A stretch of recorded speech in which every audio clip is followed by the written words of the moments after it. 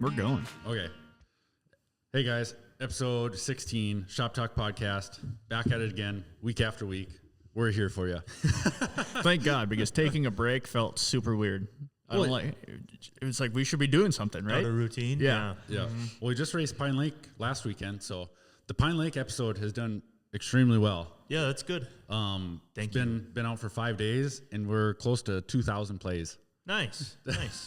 Hell yeah, that's awesome. Crazy. Yeah. Thank you for watching. Yeah. So yeah, we're back at it. We were turning left in Eagle River this weekend. Mm-hmm. Yeah, Eagle River. It was a big weekend. A lot of races, like Oh my God. shit pile of races. A lot of finals. Yeah. A lot of finals and a lot of heats and Yeah. a lot of just extra races. Mm-hmm. I found myself like looking back at their schedule just to know like which one I was watching. Yep.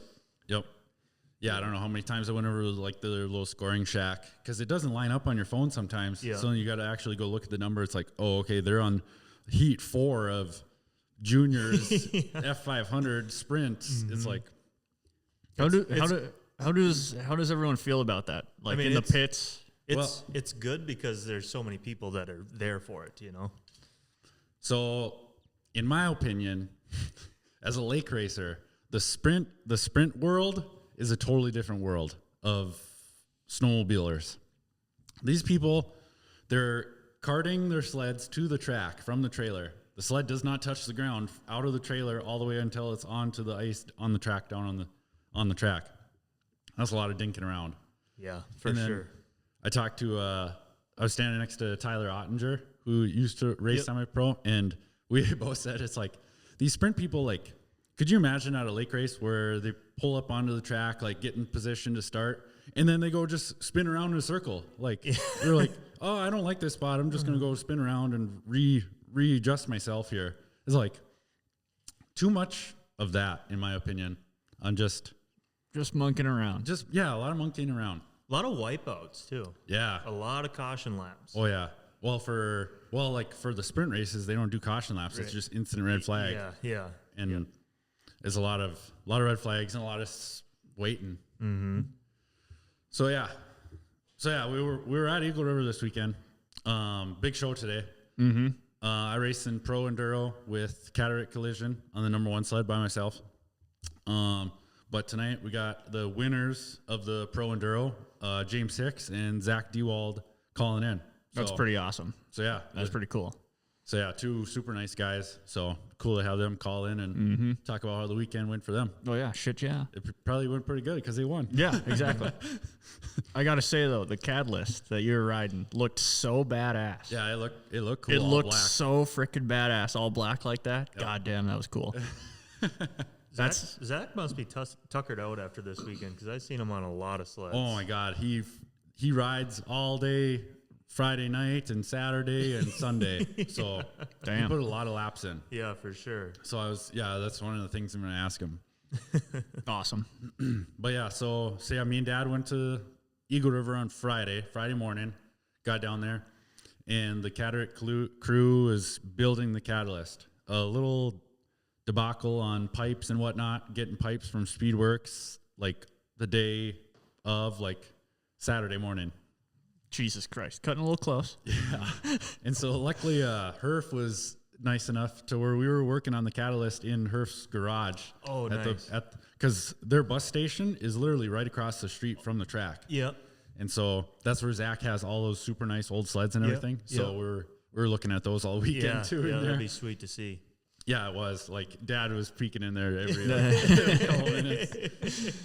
So, yeah, that was pretty cool. And then, so Friday Night Thunder, we were in the suite, like, on towards the exit of turn 2. Mm-hmm. And, yeah, I can't remember. But Friday Night Thunder was gnarly because Blaine Stevenson won the Champ 440 for that night. It was a really good battle between him and Matt Gady. Mm-hmm. And then for the Sweet 16, there's a big crash in the F3. Did you watch it, Kyle? Friday night I didn't. No. Oh, you didn't? Oh, like Blaine Stevenson was down on the very low line, and it almost looked like he just hooked. Yeah, I did. Hooked something and just darted right Yeah. and right into Gady and Calvin Cook and another guy. and just huge pile up. Yep. Yeah, it's all coming back. Yep, I did watch. Yeah, so Matt Gady was the Sweet 16 pole sitter. So, but yeah, that was gnarly. I got to give it up to Matt Gady too. That guy he does a lot too. Yeah, that guy's gnarly. Yeah, on how they run those champ sleds in the F3 sled. Mm-hmm. Oh my God. Yeah, he had a really good weekend too. Yeah. But yeah, so the sprint world is a different story of what we're doing. Yeah. You ever wanted to try it, Kyle? Back in the day, it was like, ovals was the thing to do for like the vintage guys and stuff, So it was like, yeah, I'll fucking throw one together sometime. But then the Lake Le Mans stuff just kind of took over. Yeah. You got to travel for ovals. So. Yeah, for sure. Yeah, or else you could do they have a lot of lake ovals around here as well. Yeah. That you could go do. Oh, and then breaking news: the Park Rapids canceled. Yeah, postponed. Postponed. Yeah. Yep. Yep. No, we were getting ready for that one and kind of making a plan around it, and thing fell through now. So that just came out today that Park Rapids postponed. So no race this next weekend for us. Yeah, which kind of sucks because then it's right to the Sioux. Oh. Yep. Breaking news, I'll be going to the Sioux. So confirmed. Yep, confirmed with Northern Crankshafts. So. As what? I don't know yet. It's still under debacle. Well, mechanic for sure. Oh, sure. But I'd like to ride. Yeah. Heck yeah, they could put you out there for rookie practice because last year the rookie practice they let those guys just go for 20 minutes. That's like. Damn. All I want to do. You got a gnat by. Yeah. It was like a spider or something. You got Tourette's over there? I'm like, what's he doing? Yeah, so that's in the works. Been texting with Ken Murphy lately, and we're going to line up a plan this week and meet up and discuss what's going to happen. Yeah, I'm going out there on Tuesday. On Tuesday? Yeah, so if you wanted to ride out there with me, you could. Yeah, that sounds, maybe it might work out. So Tuesday? Yep. Wow. Well, because it takes all day to drive out there. Yeah, and then true. Wednesday is qualifying, ain't it? Or, yep. Yeah. Yep. When's the race? Saturday? Okay. Yep. It's not on Sunday. Do you want to go out there with Dad? Let me think about it. Because all of Dad's people that he'd kind of lined up fallen through. Fell through. Oh, yeah. Uh-huh. I'll think about it now. Sure. But yeah, Eagle River this weekend. So yeah, back to my story on how it went for me before we get on the phone with James Hicks. Saturday, we actually got the sled built. I got to give a huge shout out to the Cataract Collision guys because those guys worked on that sled all from Saturday morning till 7 a.m. until 1 o'clock until it was done, just straight through. Damn. And then we actually went to Herf's little lake where he had a little test spot plowed. So getting all the Herf locations, his secrets. Yeah, all the secrets in Eagle River, and got it out there and it ran. It ran. That was the best part. Trevor was stoked when he fired it up in the garage. He's like, it started and the gauge came on. So. We're winning so far. Yeah, so far. It's been a damn good weekend. Yeah. So yeah, we got it out there. Me and Ryan put a few laps on it just to make sure it didn't do anything weird and just see how it felt. And then we got it. We got there for qualifying, and then qualifying went okay for me because it never been on an oval except for that morning we put it on the ice. Mm-hmm. And it's a whole new chassis too. So it's not like the Procross chassis. Just you're the only one out there. Yeah. And no one's ever tested that chassis yet in its current form. Yep. So shout out to Fox VS3 Suspension. Hey, 0 Pro in that son of a bitch. Oh yeah, 0 Pro in the rear, and it worked good. Yep. Don't tell me I'm wrong. Yeah. So yeah, just getting a feel for it. Qualified 15th overall out of 32 guys. Yeah. So to be a late guy and go out there against oval racers on a sled that's never been on an oval before, I was okay with it. And then Troy Dewald freaking put it on pole position. Yeah. On the his second go around of qualifying. Yeah. It was fractions of a second behind Zach. God, yeah. It was good to watch. We'll get into it later, but holy shit, Zach's sled hauls ass. I know. That thing was passing everybody. I was watching it a little bit. I haven't watched the whole race yet, but I was watching a little bit before we got here. And yeah, that 57 sled was going. It moves during the Pro Enduro. Yeah, he was passing people like they weren't even moving. Yeah. Yep. So yeah, started 15th for me in the Pro Enduro final, and then worked. It started out okay, just kind of maintaining my position.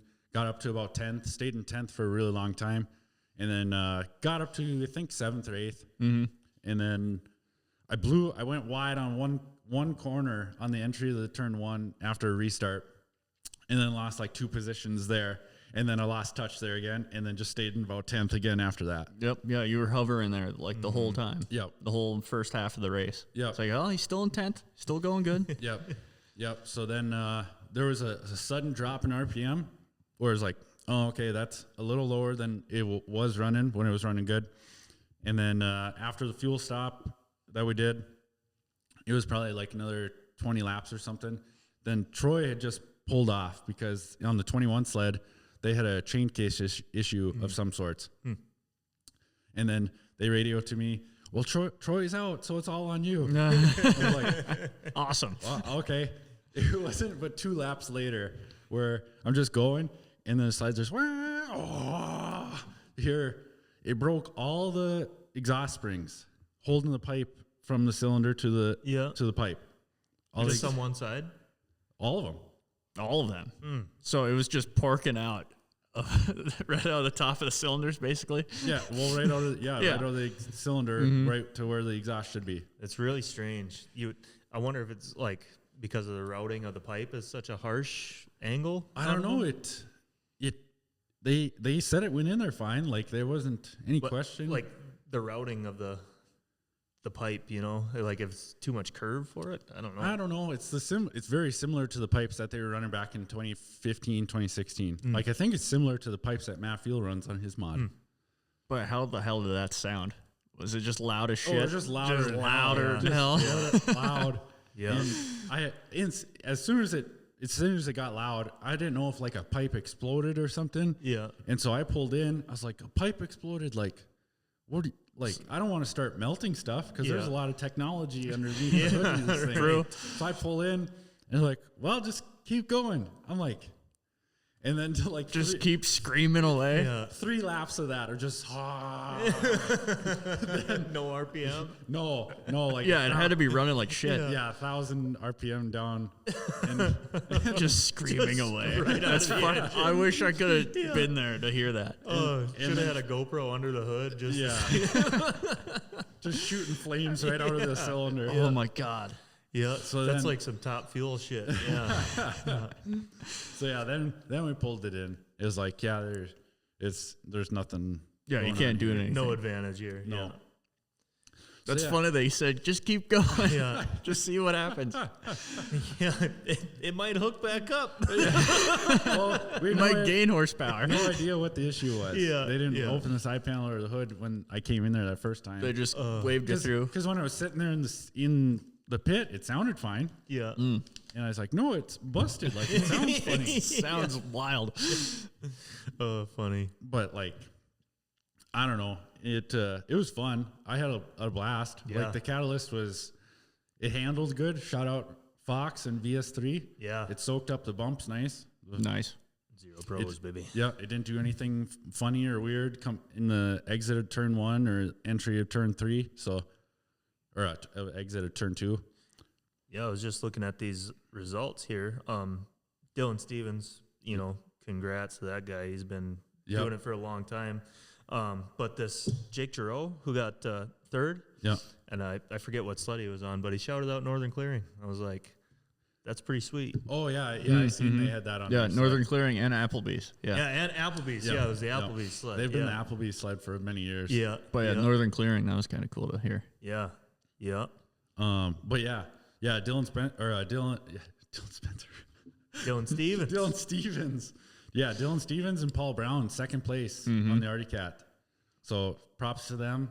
And then props to Luke Van Lysel too. Yeah, going out there on a stock sled. Yeah, 9th on a stock Polaris. That is not bad. That's sweet. He passed me when I was out there with no exhaust hooked up, and his it looked like a normal ice setup on the way he had it set up. Just came slide into turn 3 and exited nice. I was like, heck yeah, and Just getting it done on a stalker. yeah, stock sled. Yeah, both him and Charlie Revering were on stock sleds. And I don't. Was Dustin Schwant on the 77 sled again? The 7. 7. That's what it was. So he did. Yeah, his team did pretty good. Yeah, so Schwant got 5th with Luke Krenz. Yeah, that's really good. But Ross is right up there in 7th. Yeah, sweet. No, it was carnage out there. It was 32 sleds out there. Yeah, last year on that tiny little oval. Yeah, it looked wild. Last year was only 22 sleds we had out there. Yeah. God damn. So that 10 was 10 racers. Wow. Yeah, it was absolute carnage. Yeah. But after it was within 100 laps, they had one big caution or whatever, bunch of caution laps. But after that, it straightened itself out where everybody seemed like they were in a good groove and there was no wipeouts. Yeah, after the plow. I felt break. so bad. The first lap, Abe Olson was underneath Dylan Stevens there, and then just kind of cut down a little sharper than Abe was expecting, and then Abe just high-sided in turn 3 and 4 there. We've seen that. Yep. So I was right behind him when I seen that, because me and Abe and Dylan were just talking in the pits. Yeah. Oh, yeah. It's so funny, is us 3 talking in the pits. I was like, yeah, just 3 lake racers here trying to turn left. Yeah. And right before we fired up, me and Abe are just talking about dirt working. Like, so what kind of track are you guys? Yeah. Look at that fucking grade out there. I could cut that grade.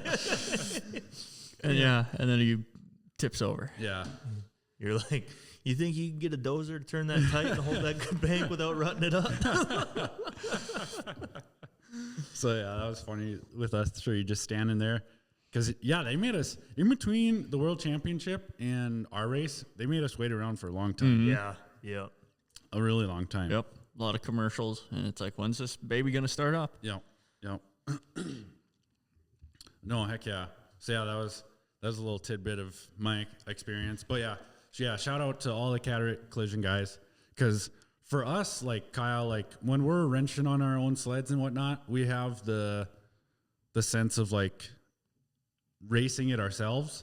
Yeah. Where like all these mechanics that are there helping us for the weekend, they're just there to wrench on it, like in a team. For the team, and we're the ones going out there to try to make it perform. And when I'm not up front like I should be, then I just, and then like a DNF like that, I just feel so bad for all those guys that just put so much hard work and everything into it, and then they're trying to get that result out of us. So that's a tough, especially at the Sioux last year. Man, that was a tough feeling for me, of just like letting all these people down that are like counting on you to pay it to them for all the hard work they put into it. So props to all those guys. Props to all the mechanics. Well, last year at the Sioux, it was a hell of a ride that you did. Yep. Yeah, there's a lot of debauch, caution under 3 laps or whatever it was. It's that's really tough. Yeah, super tough. And then this one, just freak thing, blowing off all the exhaust springs. Yeah. Who would ever imagine that was going to happen? Yep, exactly. And when did that happen? Like lap 50, 60, something like that? No, it was after the plow. So it was after halfway. Mm-hmm. So I haven't watched it back to exactly say when it started to like fall off. Yeah. But that initial RPM loss I had, I would assume that's probably when the first exhaust spring started breaking or something, where it had that little drop. So, but we're going to give James Hicks a call here, and then give Zach Dewald a call after that, and get these Pro Enduro winners, see what their take was on the weekend. Hell yeah. So,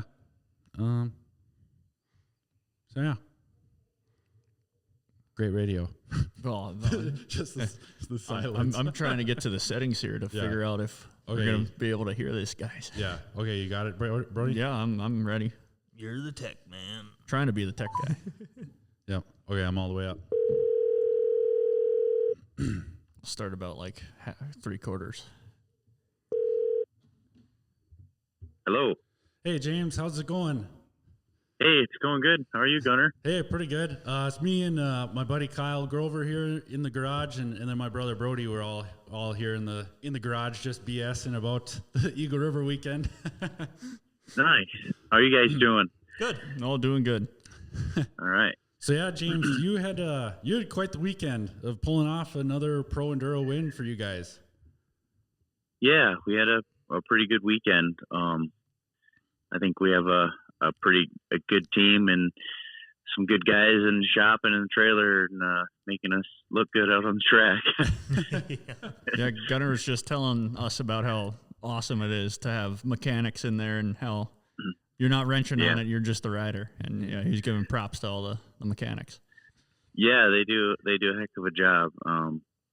They work real hard, and Zach and I want to do the best we can, because they're slaving away in the garage and shop during the week and before season, and we appreciate all their efforts for sure. Yeah, heck yeah. So yeah, James, you did I see you got on like Zach's Gen 2 a few times? Was that just to kind of get yourself some more seat time out on the track, or what? Or how'd that come about? I haven't had a whole lot of time on a sled at all this year. So it was kind of advantage for me just to get on track a little bit and just see it up close and personal, and try some new lines, and it always helps me too. Just getting some extra practice. So yeah, wasn't really intended to go out there and win. When you get on a sled, you get out there and you're like, yeah, I kind of want to win now. So well, I can't imagine how much fun that Gen 2 is to drive around the Eagle River. It's pretty awesome. Troy and Zach put together a sled, and it's a lot of fun. I mean, I can't believe it's just a sportsman sled, and it rips. Oh yeah, I can imagine how fun that would be. Yeah. God damn, that would be a hell of a time. Like watching Troy and Zach and James battle on those things. Yeah, my God. Gotta say, those are like my favorite machines. Is the old, Gen 2 by far, and Austin Leaks too is like super awesome. Even, just listening to them sleds around the track is like, oh yeah. Yeah. Yeah. It's kind of like like a legendary sled, it's done so much for racing and ovals, and, it's cool that, they still make room for that sled to go out there and and they are straight up fast and handle like a dream. Yeah, that's what we've my brother here, it was his first race on a lake race in like 14 years, and that's what we put him on, was a 99 XC 600. And yeah, they're so easy to set up and everything. It's just fun to ride. Super fun. Yeah, absolutely.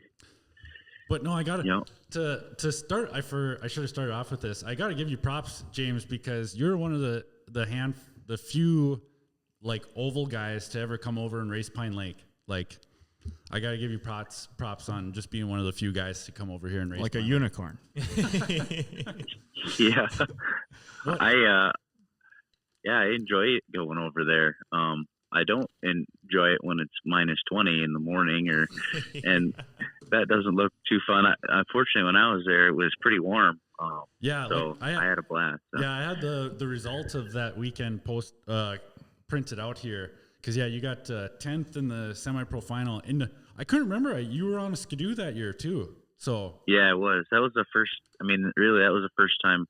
I think they just finished it like the day before or 2 days before that race, and we brought it out there and breaking it in, and we didn't have a whole lot of time on building stuff specifically for right turns. So but once you get going, God, that race is a blast. Like I really want to do it again in the future. So how do we get, as the Minnesota guys, how do we get more Michigan guys to come over and try racing Pine Lake? Because we tried putting up a bunch of money this year for the Pro Enduro, or the Pro Open class that we call it here, and just couldn't get anybody to come over. But it was just kind of a bad year for like schedules and lack of ice and everything. I think that was probably it. I think like people, if you planned on it, because it's kind of a hike out there, obviously. So when it gets moved a lot, that's tough on everybody. So scheduling wise. So yeah, I don't know. I was talking to a couple, I always talk to them and, all other racers, and they talk about wanting to go out there. And I was like, you should, because I always, I'm a pretty big advocate for it. So I was like, I had a blast when I was out there. So yeah, heck yeah. Definitely. Yeah, when I was looking at the results here, I noticed Joey Birch was on there, and then even Jay Middlestead was out there that year too. So I don't even remember those guys being there, but I remember seeing your name. Yeah, it was a lot of fun. I think learned a lot when we were out there, things not to do. So so next time we go, be a little more prepared. So. Yeah, heck yeah, that'd be awesome to get you back out here. But yeah, for sure. But yeah, so I watched a little bit of the race today before we got you on, and man, that 57 sled just looked like it was fast, and it handled awesome for you at the start of the race and all the way through to the middle of the race for the caution. Like it had to have felt like that too, being on it. It was honestly, when it's like that, it's easy, right? It's just easy to drive. It makes me look really good. And I mean, I'm just out there doing what the sled allows me to do, and I can pretty much do whatever I wanted to out there. Yeah, it was honestly a lot. I had a lot of fun. Usually when I'm having fun is when we're doing well too. So, it was a rocket, that's for sure. We kind of, that tight track, we kind of scratch your head and figure out, what you want to do for initial setup, and trying to set up for the end of the race too, and not sacrifice too much in the start of the race, So we kind of talked about it, and Todd Cricky made the choice to, do what he did, and it worked out pretty great for us. So what did Todd do? Give us some secrets. I don't even know what he does. He just I don't know if he just like stares at it and wills it into fruition, but yeah, he's just got some magic hands, we'll call it. Yeah, no, he does. And yeah. I remember at Lincoln last year when he was over talking to Greg, and he was asking Greg kind of what he was going to do. And then Todd just kind of walked away. He's like, no, I think I got a plan. Yeah. So last year, Race for Dave, we kind of had a bad year, and, Mickey and Larry Teedy kind of called and asked if I would hop on there with them. And I knew Todd was helping, in their trailer. I'm like, yep, you got it, me. No problem.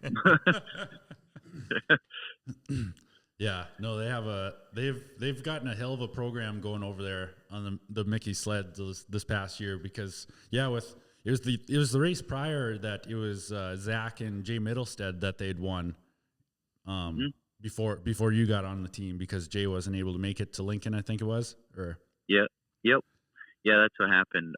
Jay was unable to make it, and I kind of just got the call, and I was like, yeah, I'll hop on and go. I mean, I've been watching Zach, for the last couple of years, and just how good a rider he is. And then obviously the equipment he's on, I'm like, yeah, that's a no brainer for me. Right.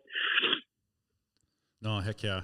But so as the enduro guy, what's your kind of take on the Eagle River track, James? Like as me, I'm taking the point as a lake racer. Like I almost feel like Eagle River is almost like kind of a too small of a track for the enduro stuff. That's just my lake racer opinion. It's pretty tight. Like the corners are obviously a lot tighter, right? So straightaways you get some good speed, but yeah, you have to run some different lines for sure. And I kind of fish around a little bit throughout the day and see what works best. But it's a tighter track for sure, and it's almost set up like, for us, a sprint, right? So you go all out and the whole time, because it's such a short race. So you just you got to plan for dirt too, because there's a lot of sleds going around almost in the same spot. So that's where I think my take kind of comes in, to where it's like we're into the dirt so early, to where it's like everybody's trying to run a high line to stay out of the dirt. And then when you want to make a pass on somebody you're sick of following, you got to cut it down low and hit some dirt. And then there you kind of, you dulled your stuff. And then there you're kind of just following the leader next. Yeah. And that's the hard part is you got to almost time if you're going to make those pushes, you obviously want to wait towards the end, hold it as long as you can and try to do what you can in the cleanest ice for the longest time. But if you have to go through the dirt, I try to wait till later in the race where you don't have to suffer through not being able to turn the entire time. So yeah. But it was I suppose for you guys with just doing the 130 laps where you're switching it up at halfway, you're probably not even breaking a sweat out there in just those 60, 70 laps. No, it's not really a sweat. And, it's like I said, it's almost just like a sprint. We're just ride as hard as we can for that short amount of time because we know we're getting off. So, we don't have to conserve. And even though, I don't think you would get too worked up with 130, and I was surprised, to be honest, there weren't more cautions in the second session there. Yeah, that was nice just to let the riders ride. Yeah, it surprised me. As loose as everyone got, I was like, there's going to be some spin outs and some tip overs. So, but everyone just kind of kept her straight. Yeah, that was, like last year, people were kind of surprised that I was going to run it all by myself on the number one sled last year. It's like, well, it's only 130 laps and it's less than 60 miles. Yeah. So that's half of what we usually do for our Lake Lamont race. Right. Yeah. And I mean, especially if you already have Pine Lake on your belt for that, some other races, that helps a lot, for endurance. I know you test pretty early, which is awesome. Like we're pretty envious of you guys out there testing so early. Well, I will admit that. Oh yeah, coming into this weekend, I got a little over 1,000 miles on already. Yeah, I have 30. So. Oh my God. After the weekend. That's crazy. Yeah. So it's I don't know. I'd rather ride than train off a sled for sure, and I don't get that anymore. So it's been kind of not a big fan of running and rowing, but I do it. Yeah. Hell yeah, brother. Yeah. Kyle, you just got a rowing machine. I'm a big rower guy now. Yeah. But no, I bet those, 60, 70 laps, I bet that feels like a blink of an eye. Like you're barely out there, it feels like. Mm-hmm. It really is, yeah. And, it's kind of, especially on that track, because lap times are so quick. Even throughout, towards the end of the race, there's still 25, 26-second laps. And that's really not that long. I mean, you're cranking them off pretty quick. So yeah. Even the lap times at the Sioux go by extremely fast too. Once you start clicking those off too.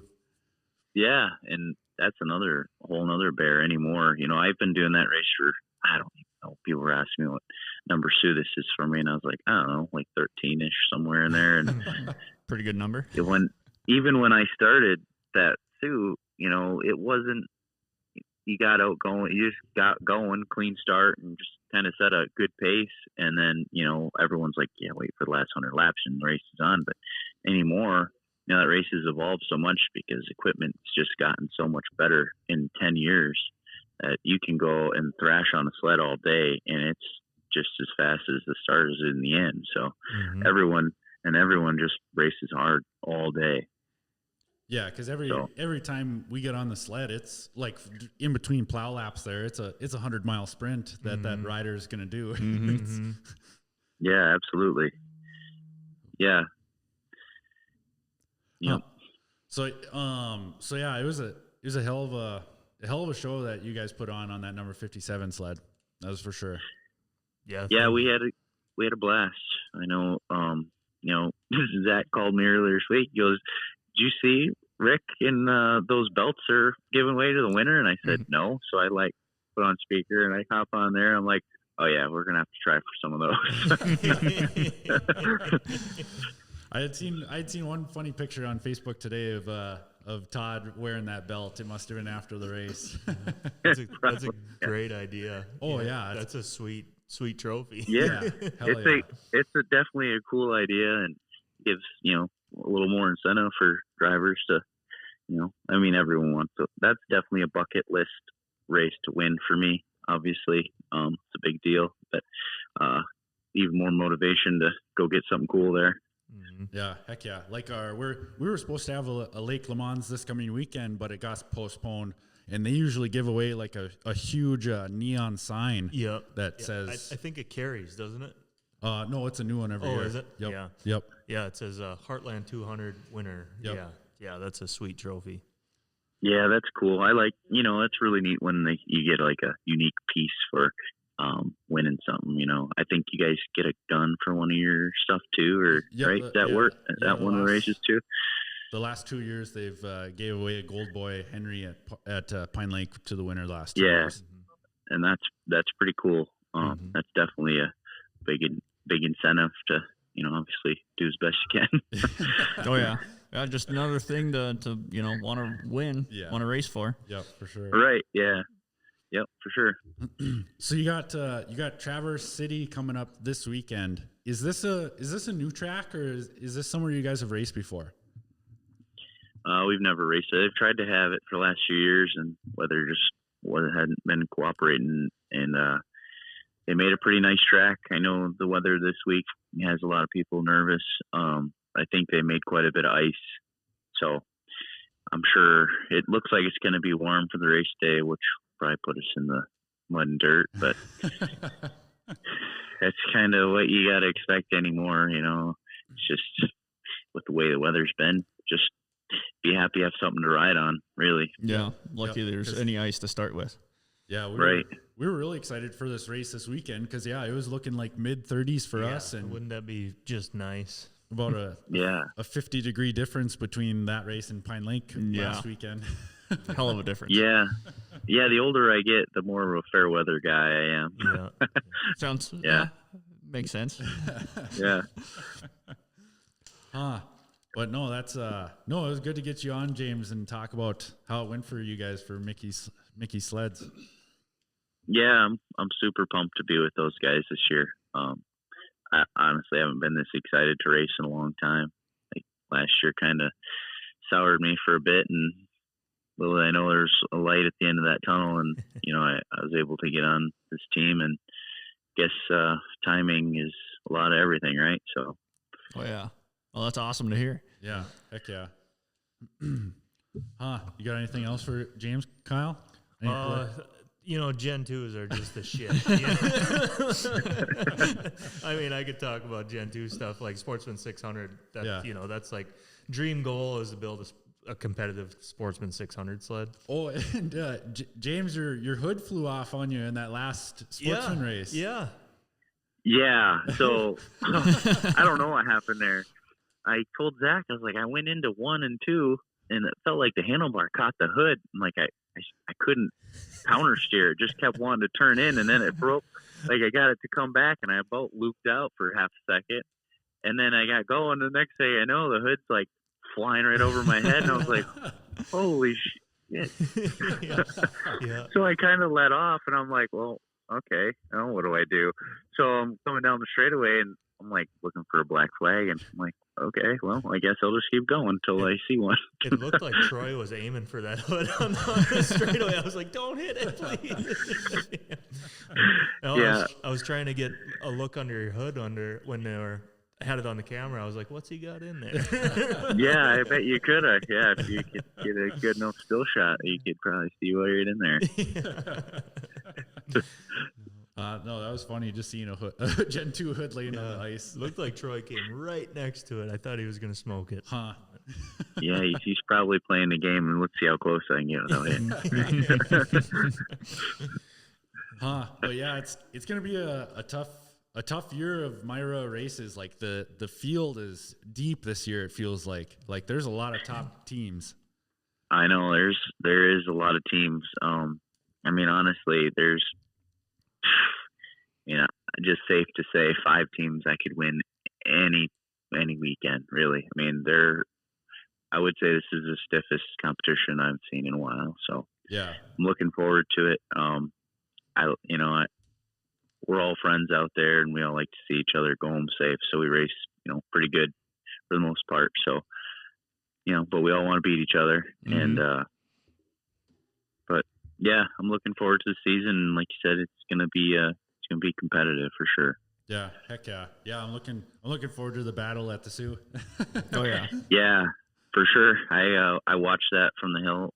I stood there and watched it, and I'm like, oh my gosh, like any of these teams could take this. There's like, and I was just wishing I was just out there, just in the fight, just because it looked awesome to do. Mm-hmm. I haven't made it. Unfortunately, for last years we broke before it got dark, and it's like if I make it to dark, it's like my goal. I just want to race back. When you're under the lights racing there towards the end, it's just really cool. Oh yeah, it looks freaking awesome. Mm-hmm. Yeah. Yeah. You'll have to come watch, Brody. Yeah. Yeah. I got to go out there sometime. Yeah. So might as well. Yeah. Huh. Yeah, it's a lot of fun. No, heck yeah. Well, yeah, we're gonna give your teammate Zach a call here, and I wonder how many laps Zach put on this weekend. He was busy. He does quite a bit. Yeah. The guy's an animal. I watch him, I'm like, man, you can just go forever. Yeah. Yep. And then it Just never gets tired. No, it doesn't seem like it. Yeah, he's a I don't know, him and his dad are just different breed. I don't know. Just built for They're it. good. Yeah. Yeah, they're like I said, they're good. Zach's got a bright future. I'm happy that, we get along really well, and I think we ride fairly similar and we like similar things, so that works well for both of us and makes it easy for Todd to set up sled and the rest of the guys. So Yeah, true. Oh, heck yeah.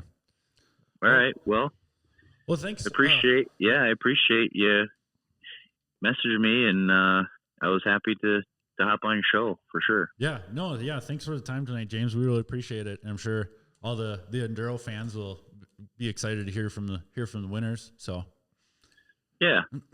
Well, I'll be seeing you soon. All right. Really, couple weeks, right? Yeah, couple weeks we'll be at the Sioux. But good luck this weekend, James.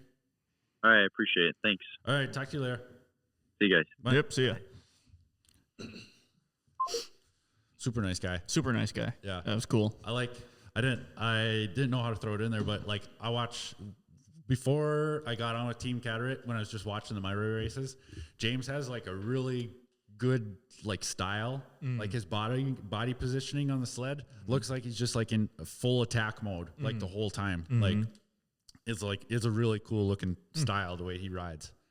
But yeah, heck yeah, good. I'll give. And yeah, I almost wanted to bring it up. Like he said, it's easy to set up the sled. It's like, well, if me and Gunner were on the same sled, that would be a hell of a sled to try to mix up and build. Yeah. He likes it loose. I want it tighter. It's like, well, how do you even build that? Yeah. I mean, like between me and my brother, we're totally different. Exactly. Too, and so try to set up the same sled to ride. Yeah. During the same race. Yeah. Without like completely changing everything. Okay, we'll give Zach 5 minute notice here. Brody, yo, happy birthday! Oh, happy birthday! Thank you. I totally like Mandy asked me that this morning. She's like, "Did you tell Brody happy birthday yet?" I was like, "Oh, it is today." Yeah, no. Yeah. Thanks everyone that said happy birthday. Are you 23 going on 42? Yep, 42. Yep. Well, for Pine Lake, I look like I was 53. Yeah. You're Glenn's kid. Yeah, you're Glenn's brother, right? No, I'm his youngest son. Yeah. No way. That's what I told the guys at Eagle this weekend. I said, so my younger brother, he's bald. but he's got a beard, and I got hair in my head, but no beard. Yeah. Yeah, we're completely opposite people. It's so funny. Yeah. But yeah, 24, so 24 years young. Yeah. I don't feel any different from yesterday, so just another day. Yeah, that's birthdays for me. It's like just another day. Yeah. No one knew it at work, so it was like perfect. It's just another day. I don't have to worry about it for another year. Yeah. So yeah, no Shop Talk podcast fantasy this week. No. With no race again. Yeah, no Heartland. So yeah, currently again, Cooper Kangas is leading. Nice. So the next big one will be the Sioux. So Well, we might as well throw that in there now since we're going to have a lack of races. So the next Shop Talk podcast fantasy, it will count towards the league. yeah, so It'll be the Sioux. But is that gonna, there's a lot more teams at the Sioux, so we're gonna have to. Is that something Mandy will take care of? Yeah, she'll have. Well, thank you, Mandy, for putting in all the work for us. And then it'll just go off points, points from that weekend. Just a lot more names at the Sioux, Yeah, So I don't know if we'll go by names or just team names. Probably team names. Yeah. So we'll have to make a whole new spreadsheet. So yeah, we'll put that out there. That Shop Talk podcast fantasy for the I-500. Mm-hmm. And then at this casino there, you can bet. There's the betting machines, and you can bet on the teams. Oh, So like horse racing. yeah. Yep. Shit, yeah. God Yep. damn it. I'm going broke. I'm betting on everyone. There's a lot. There's Yeah. a lot of teams to bet on. We'll just put $1 on everybody, see if you win money. Yeah, I'll do that. When Tate won it, when we broke the spindle, Tate had bet on himself, and he won a pile of money. Because their odds were like plus 300 or 400 or something, and when they won, he won money. Oh, I'm definitely putting money on you. Yeah. Well, we last year when I was checking the betting machines on that Friday before the race, we were at like negative 200, which is Good. good odds to win, but not good odds to make money. Mm-hmm. Like it was like if you put in $100, I think you were going to win like $6. Oh yeah. Okay, maybe I won't bet on you. Something along the odds of that. I don't know how they come up with odds like that. That's so confusing. Yeah, it is weird. Yeah. Like for UFC fights and everything, like who's making up these numbers? Yeah, like the negative number and then the plus number. Mm-hmm. Yeah, I don't know where they come up with No, numbers like that. they're just made up numbers, like the stock market. Yeah. Yeah. So yeah, James is pumped to come back to Pine Lake. So Sound like it. Hopefully we get some Michigan guys. We got to do a little Pine Lake talk after. I'm not gonna do it right now because I'm gonna get super revved up about it. Jesus Christ. I didn't line up Vince tonight neither. Oh yeah. We don't need to talk to him. Well, no, he's in the desert right now. Oh yeah, true. Yeah. Shit. See if he can talk to us even. Conversate. Yeah. What's that movie with fucking? It's 127 hours? No, it's the one where they go to Las Vegas for the dirt bike race and then they're just stoned as shit the whole time. For the dirt bike race? Yeah. What movie are you talking about? Fear and Loathing in Las Vegas. They go to a dirt bike race in that movie? Yep, that's what fucking Vince is doing right now. I've never seen that movie. Not at a dirt bike race. Yeah, but it's still it's about these guys that go to an enduro race to film it, and they're just blazed the whole time. Vince's shock setup on the side by side won the Dakar class. Jesus Christ. That's pretty damn cool to work on something. Vince's shocks won the Dakar. That's freaking That's awesome. pretty sweet. Yeah, so he was stoked on it. He was. Oh yeah, that'd be freaking. I worked on that and it won. Yeah, That's it didn't pretty break. It won. Yeah, That's pretty. Yeah, that's awesome. yeah, that's something to be proud of. Jesus Christ, that's awesome. Vince put together the shocks on the Catalyst this weekend, and they worked. Yeah, they worked. Handled good. So Vince is just the guy now. Vince is the man. Yep, Vince is the man. It was just Vince's birthday just yesterday too. Oh, yeah, cool. Happy birthday, Vince. Yeah. Well, okay, we'll give Zach Dewald here a call here. The Dewalds are just unreal ice. Yeah, they can turn left like a son of a bitch. Jesus the Christ. Iceman. Mm-hmm.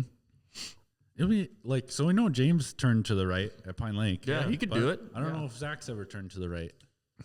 You'll have to ask him. He was turned into the right at the Sioux last year when Counter steering. when he hit a bump coming underneath the bridge and he just darted right to the bales and he scrubbed alongside the bales right in front of me. Oh my God, it could have been bad. But he saved it. He saved it full throttle. Jesus Christ. And Troy said he was standing down at the trailer and he was right behind that big building there, so he couldn't see it. But Troy said he could hear the crowd just go, Yeah. So what was that? Who was it? Yeah. So yeah, we'll give Zach Dewald a call here. It was nice to call both the winners. Oh, yeah. Call the team because both of them won the race. Yeah, exactly. Both of them did really good. Yeah, don't want to just call one guy. Yeah. I'd be a little pissed. At the same time, though, I'd get it. It's like, I'm not Zach. Don't need to call me. Connor, what's up? Hey, Zach, how's it going? Sitting in the garage Good. here with Kyle and Brody, the other racers we got here. Nice. How's it How's it going going tonight? Yeah, pretty good. We just got off the phone with James, just talking about how the weekend went for you guys, and just we're wondering how many laps you think you put on this weekend.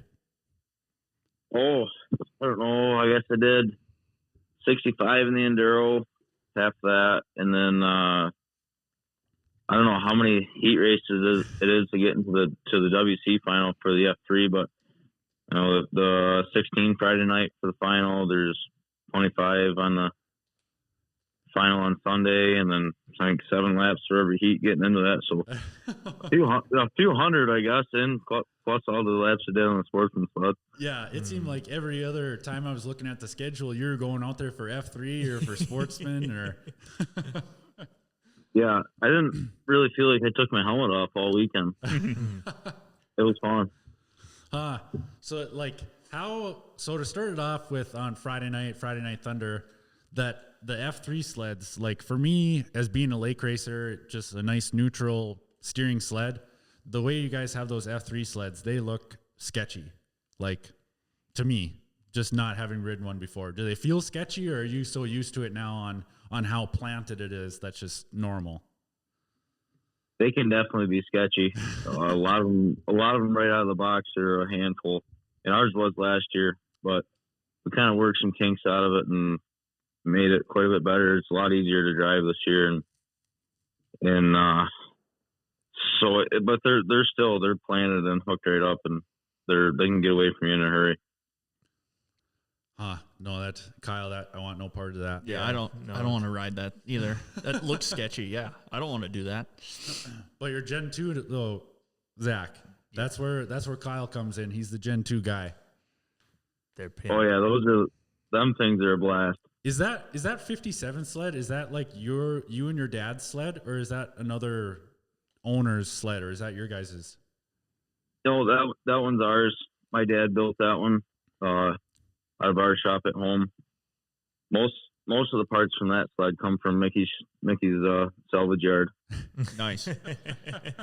So we call that one the junkyard dog. It's been pieced together, but it's a good sled. It's awesome. Heck yeah, that's got to be the most fun sled to ride out there, I would say. Oh, I sure think so. I mean, they rip and they handle good too. Yeah, that's what we had.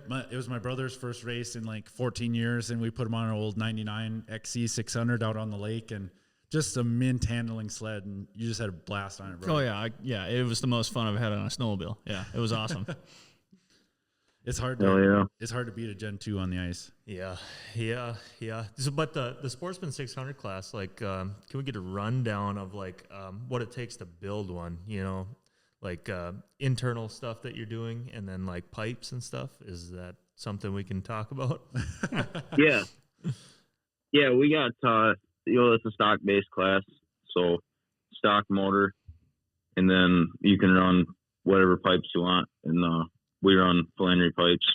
Doug Flannery built ours, and I think a lot of people jumped on that van this year. He built quite a few sets of pipes for that class. And other than that, I mean, we got different skids, and everything's got to be like a factory. You know, I guess the motor's got to match the chassis or whatever, and you know, it can't be lightened up too much. There's rules on that type of stuff, but for the most part, they're pretty much stock sled with pipes. Mm-hmm. Yeah, that's kind of what we've been dabbling on getting into, is setting it up for a Sportsman 600 base sled for Pine Lake. So if we want to transition it to a Sportsman 600, we can run it in Pro Open here, and then Sportsman 600. Oh yeah, that'd be slick. So yeah, kind of trying to just get ideas on. My head wrapped around building one, you know, even though I already got fucking 4 or 5 other ones that I'm working on right now anyway. So yeah, right. It's kind of a good class to jump into. It doesn't take like a lot of custom work or a lot of different stuff to be able to be competitive in it. So it's a fun class. It's really close. There's a lot of good sleds in it. Yeah.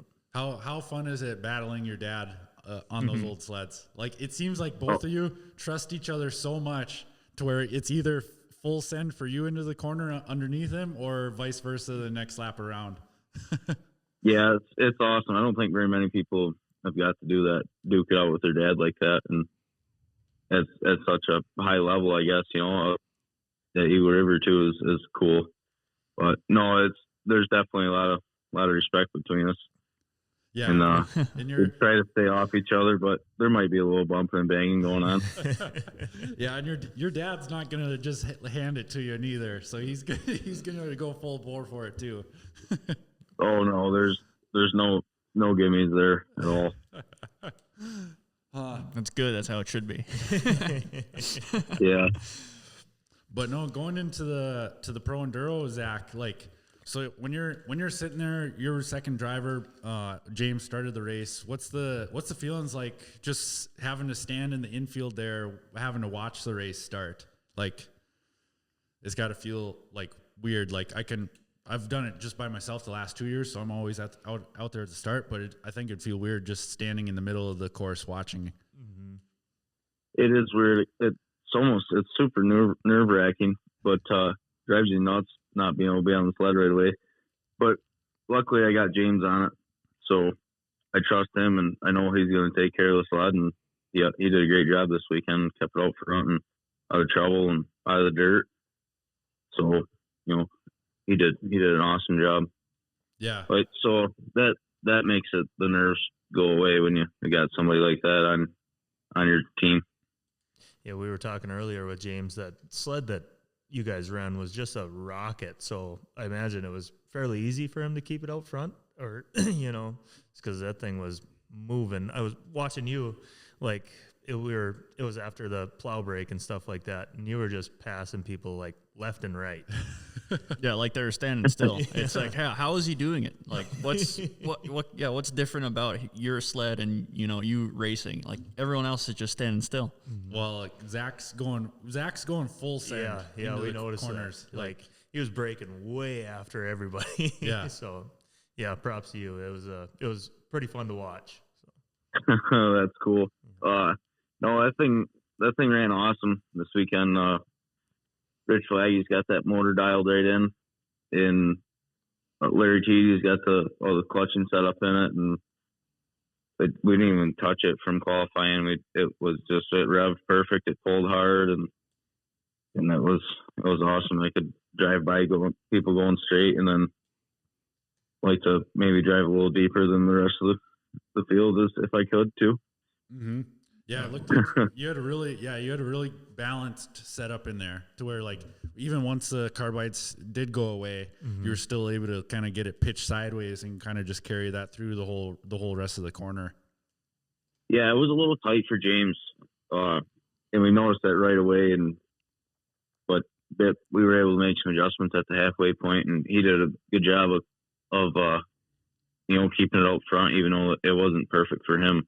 Mm-hmm. It was pushing even with fresh carbide right at the beginning. Yeah, I did notice that he did push high in like exiting turn 4 a few times. Yep. Yeah, and he kept it out front, did good, and he made some calls and made some adjustments at the halfway point, and it was on point for me.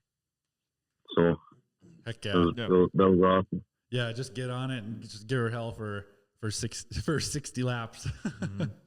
Yeah, it was mostly green. That whole I think 2 or 3 to go was the only caution in that second half, which is like super impressive for 30 sleds we started with. Mm-hmm. Yep. Yeah, it was nice. I was expecting a lot of cautions. Yeah, it was too. Because we had a few cautions in our first half there, but like it wasn't like last year. Last year it was like we had 4 or 5 cautions, one after another, like lap after lap. Yeah, so burned half the race on caution laps. Yep. Yeah, everybody was spinning out coming out of the turn 2 and turn 4 last year. It was crazy. Yep. Yeah, at least we had a little bit more ice this year, but man, did it get chewed down to the dirt a lot faster than I expected. Yeah, those enduro sleds spin a lot. They destroy that track. Yeah.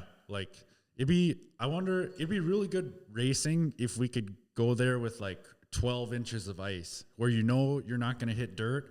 And so you're going to be able to have carbide and stud bite the whole time. Like then that'd be some pretty interesting racing then. That would be crazy if we had like a strictly enduro weekend. That would take so much to build that track back. Yeah. Which would, them guys are going to have to do it for vintage weekend too. That's kind of weird that it's kind of a odd year that they're after us. Yeah. Yeah. Without being canceled. Yeah. Cause now it's, there was some hellacious whoops out there too that they're going to have to try to fill in and get reworked and everything. Yeah. So, even on Saturday, I was looking at the grooves. I was like, it is tore up big time. Yep. So hopefully they can get good repairs anyways. And hopefully it holds up for the vintage guys because they run pretty tight setups too. Oh, for sure. Those leafers are way faster than they should be. Most of them. Yeah, for sure. Are you doing any vintage stuff that weekend, Zach? Or is there a Myra race that weekend as well? Yeah, I think there's a Myra race. I think we go to Gaylord that weekend, but we didn't have any plans on doing vintage weekend this year. Kind of focus on our F3 program and the Myra Enduros. Oh, okay. So are you running your F3 stuff like at Traverse City this next weekend as well? Yeah. Yep. That's the plan. Oh, okay. Heck yeah. But no, it was you did a hell of a job to finish that race out, Zach. Like your sled worked really good, and man, you were hauling ass. Yeah, man, I appreciate it. Yeah, it was a lot of fun. And I can give Zach props because Zach's a super nice guy. Whenever I see him in the pits, and he's super nice talking to me and my dad. So yeah. Yeah, it's cool seeing that. That's cool that you do the whole race by yourself. I don't know if I'd be able to make the whole thing. Oh, I think you could. On the number of laps that you raced, yeah. Yeah, you'd be able to, Zach. Did you have anything, Kyle? I was just going to say after the caution, like even with 3 laps left, or when they added 3 laps, I was going to say like the closest guy was Dylan Stevens, or it was Paul Brown on the sled. And they were talking on the TV or whatever, the announcers were saying, well, maybe he's got a shot at catching him. And there was no shot at catching you. No. You were gone. I didn't know who was in second. I was asking the guys on the radio, like, who's in second? Where are they? And they're like, they said it's a 99. I just kind of stood up and turned around on the sled looking back for it. I'm like, well, he's not within the first couple rows, so I should be all right. Shouldn't have any pressure, but I wasn't sure. Like the whole second session, I didn't know. I kind of rode like there was somebody on my ass the whole time. Yeah. I figured my dad was going to be right there, but I'd never heard him or seen him, so I didn't know. I just kept pushing forward. Yeah. How many people did you lap? What position did you lap up to? Was it? Oh, I lapped. Did you lap second place or up to second place? I think I wish I had. The Arctic Cat was still on the lead lap. Yeah, there was like the top maybe 4 were on lead laps. I think. Yeah. I wish I had printed off. Yeah, sheet. I think I got up to 4th. I think. I remember that the 72 got their lap back with that last caution. I think they ended up on the podium. So I don't know if they passed a couple guys or to move up. I wasn't sure. I haven't looked at the official results, I guess. Yep. Yeah, it doesn't have that here on the one that I printed out. But how cool is that Woody's belt that you got for the win? That thing's sweet. Yeah, that is. It looks badass. sweet. I'd be like Stone Cold Steve Austin right now, just fucking crushing beers with a belt on. Yeah, me and James were gonna wear them into the bar afterwards. We would celebrate. Yeah, you have to. Yeah. You would have to. But we left them in the truck. We tried to stay humble, I guess. Yeah. Anytime anybody says something, just what? Yeah. You'll have to show up to the drivers' meeting this weekend with holding it on your shoulder. Like, there you go. Like the UFC guys do. That'd be funny as hell. Yeah. Huh. No, that was really cool. Go ahead. Oh, no, I was just going to just say, just looking into this next weekend at Traverse City, because I had asked James if you guys have raced here before, and it's kind of a new track that you haven't been able to get to yet. But Yeah, that's a fresh venue. Supposedly it's going to be a big, fast track, sweeping corners, kind of a lot like Lincoln, by the sounds of it. Huh? Yeah, like when I was at Lincoln last year, I liked that track. Mm-hmm. That track flowed. It flowed nice the whole way around it. So not so tight. No. Right. Yeah. Lincoln's awesome. So we'll see. Hopefully, it's supposed to get warm this week and maybe a little bit of rain. We're hoping the track holds up, and I'm sure we'll still be able to have a race, but hopefully it's not too big of a mud fest. It was you guys had a hell of a mud race or kind of a gravel race last year as well too. That was the one you guys actually won with you and Jay Middlestead. Yep. Yeah, that was in Gaylord. It was pretty warm that day. It was like mid 40s or something, and that track went away quick with the ice being so soft. Gosh, I bet. And just running through mud. Yeah. No, it was like a gravel pit, so it was a lot of sand, wasn't it, Zach? Yeah. Oh yeah, there was rocks getting thrown. It was crazy. Yeah. I wouldn't want to look at everything on the sled was junk. Jesus Christ, I bet. Like our front shocks were all dented in. The reservoirs there was big dents in them, and it was crazy. Like everything, every bearing, every bushing was full of sand and just junk. Oh my gosh, that takes a beating on everything. Yeah. Oh. Who knows how much sand and rocks the motor took in. There was quite a few sleds that quit. That must have ate something. God, just sucked in so much dirt and dust. Yeah. Right. Well, yeah, this should be a good weekend. This coming. Hopefully the track holds up. At least make it a somewhat of a ice race. Right. Should be fun. Yeah, and then I'm looking forward to it. Yeah, and then we'll be seeing you at the Sioux 2 weeks from now. Yep. Yeah, really looking forward to that. Yeah, because you guys, you were battling at the end there with us and then you just you ran out of gas, wasn't it? With like 3 or 4 to go. Yeah, I think it was like 4 to go. We ran out of fuel. That was heartbreaking. Yeah, that's pretty tough. Go all day and then run out of fuel. What about your close call you had kind of right in front of me there, Zach, right going underneath the bridge where you kind of scrubbed up against the bales? Oh, yeah, I thought I was a goner on that one. I think I was side by side with you. Yep. And just driving it deep into one, and there's always that bump coming underneath the bridge where all the haulers come down into the infield of the track, and I just caught that the wrong way that lap, and the sled started swapping. And I remember coming under the bridge, and my sled was pointed like at the crowd. It had the handlebars cranked, and I kind of got it gathered up, but I was coming in way too hot because I couldn't be on the brakes because it was swapping, and I just pitched it to the left and held it wide open, and somehow So I've never seen anybody do that before either, and I skipped off the bales like they rode down the tunnel, and I just held it wide open the whole time, and with my eyes closed, and somehow I came out of it. I was just a sled length or 2 sled lengths behind you watching it, and I was just, oh fuck. Yeah, I think I watched like 3 or 4 guys that day do it right in front of me, like, and wind up in the bales. Yeah, it was that one spot where it was like 3 or 4 guys, all those cautions when the camera would pan to them, they're all in that same exact spot. Mm-hmm. Yeah.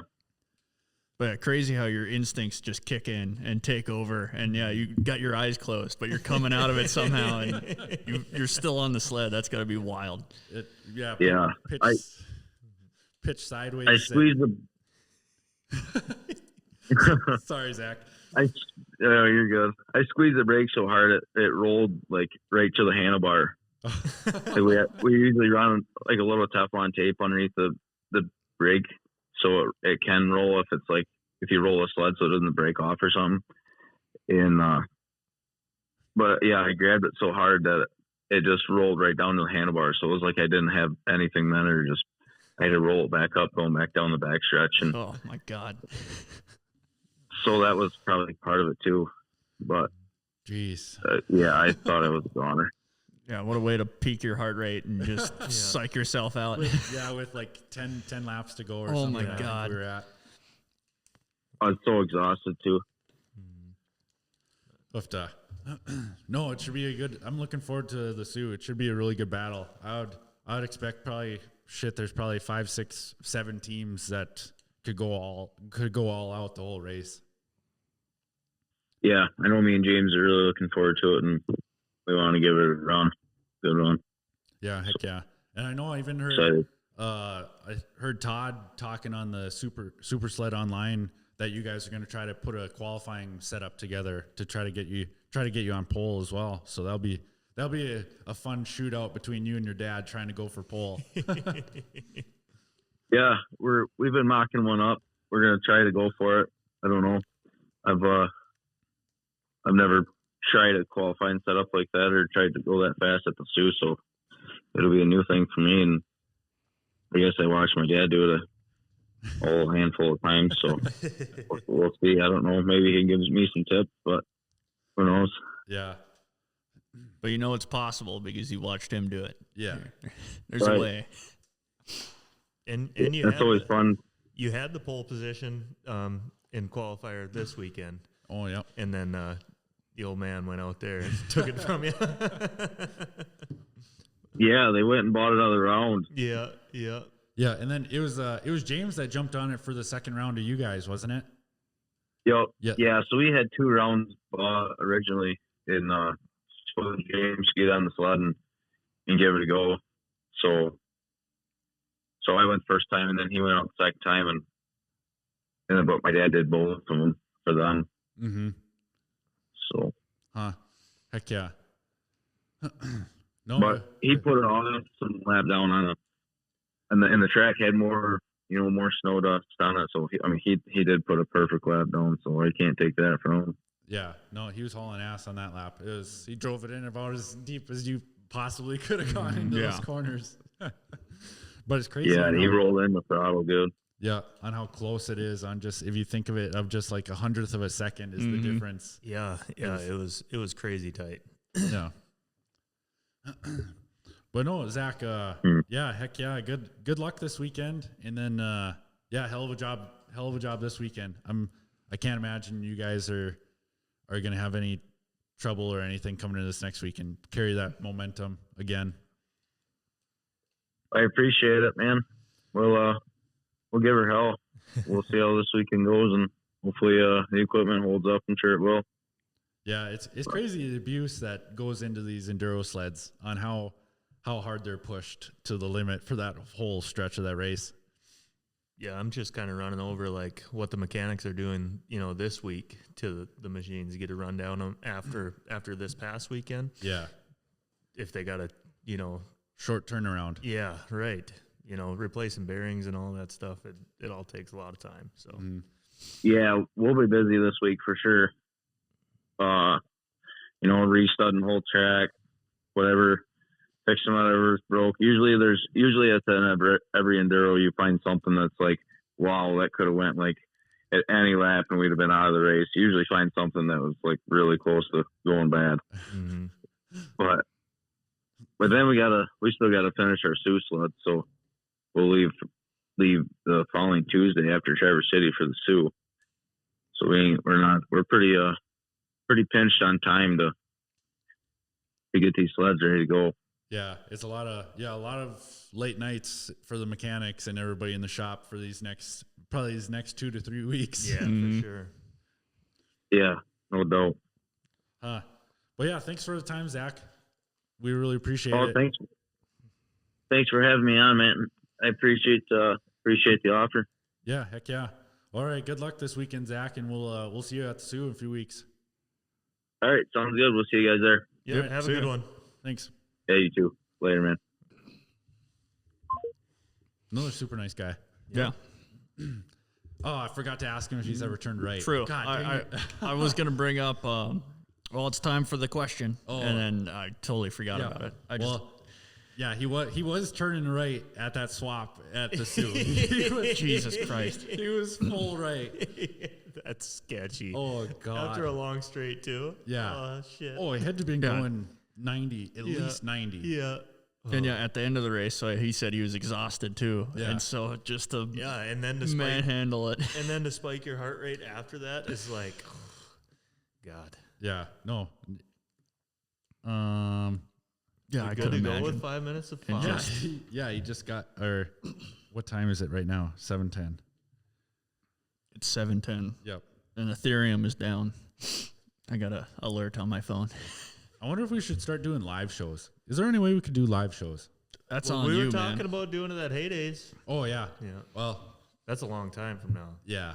Yep. That'd be kind of hard to We do. could do a live but, at the Sioux, Brody. just me at the Sioux by myself.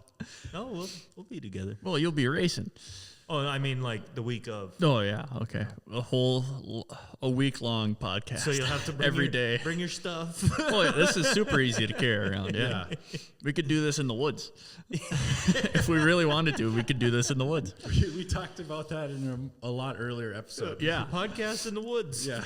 We could take this to the middle of Pine Lake and have a podcast in an ice house. Yeah. With a generator. Yeah. Have that humming in the background of the mics the whole time. It'd be far enough away. Yeah. Yeah.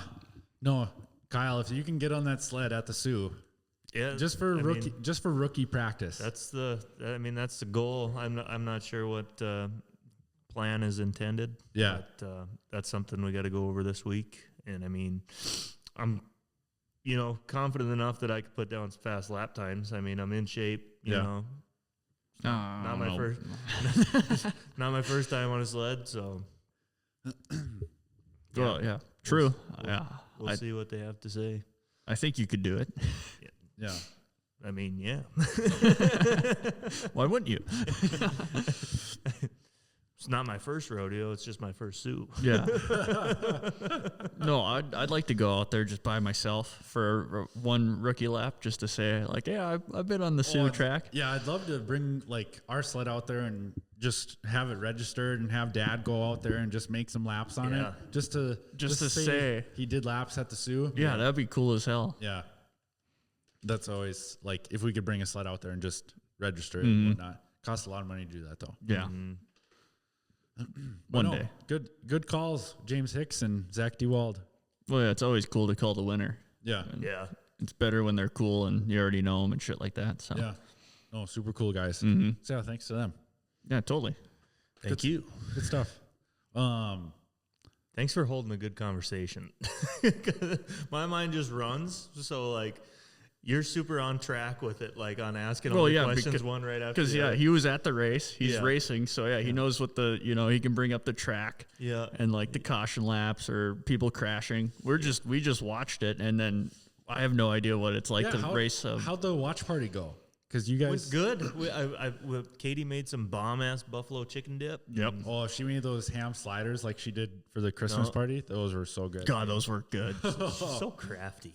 But yeah, cheese dip was awesome. The pizza was good. But yeah, the flow racing worked perfectly. Yeah, flow went good this weekend. It seemed like when no glitches. Yeah.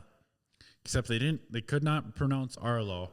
They finally did at the very end, but then they fucked up your first name. Gunther.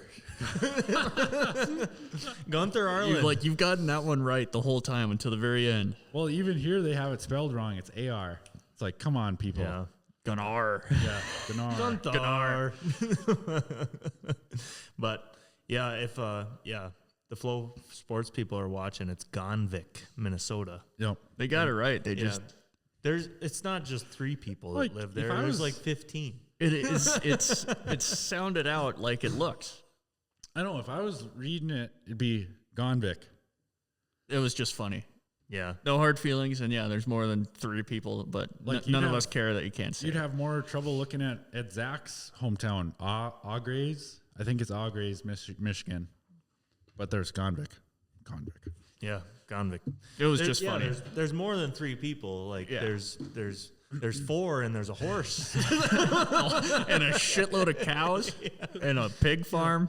Yeah, a lot of Amish. And Amish. We don't count them as people though. So joking, Amish are cool. Yeah. We're banned. Yeah, thanks, Brody. No, we'll get 5 minutes with Fox on here. I actually have a tech question for Hey, yeah, it's always nice to have one that somebody messaged me on Instagram. I'll find it here once we get Vince on. Vince is probably going to be stoked. Probably hyped up. He's in California. I should probably turn him down. Going back to Cali. Yes. Hello? How's everybody doing? Hello, Vince. You are live on Shop Talk Podcast. 5 minutes with Fox. Incredulous. We're good, Vince. Thanks for asking. How are you? Good. Well, I don't know. It's raining in the desert. So. Is it hot out there? No, God, no. It's 50 degrees. Oh, that's hot. I mean, compared to home, sure. How are things going out there? Yeah. Well, we can't park the trailer today. We might not be able to park it tomorrow. So good. Everything's fine. What part of California are you in? Johnson Valley. Where's that? I've never been there, so you might have to point it out. Yeah. What is it even by? Palm Springs. It's like an hour north of Palm Springs. That sounds like a nice place. Not really. I think you're thinking of Palm Beach, Florida, maybe. Yeah, I don't know, man. Yeah, we've never been anywhere. Yeah, so yeah, I know every town in between here and New York, but that's about it. So Vince, I don't recommend it. It was your birthday yesterday. So happy birthday! Happy birthday, Vince. Hey, thanks. You got to jump on a flight and go to California. Yep. To do nothing so far. Oh, jeez. But you're buy Twisted Teas, so we did that. Not big blue vans? No, they don't have that here. Oh. So otherwise we'd be full gas ahead on the BBVs. So what the hell? But you were pretty stoked. Your shocks won the Dakar. That class of the Dakar. Yes, we did. That's got to be. So that's very exciting news. Yeah, that's got to be pretty damn cool. I'd be pretty pumped. And the other guy won the last stage too. He was having some other issues, but they kind of put it all together on the last day. So you had 2 vehicles out there that you did shocks for, or what? Yeah, they were both on the same Sebastian Loeb team, but yeah. Oh, I see. Okay. And then it was sweet to see that Ricky Braybrick won again. So yep. 2-time yeah, that's pretty sweet.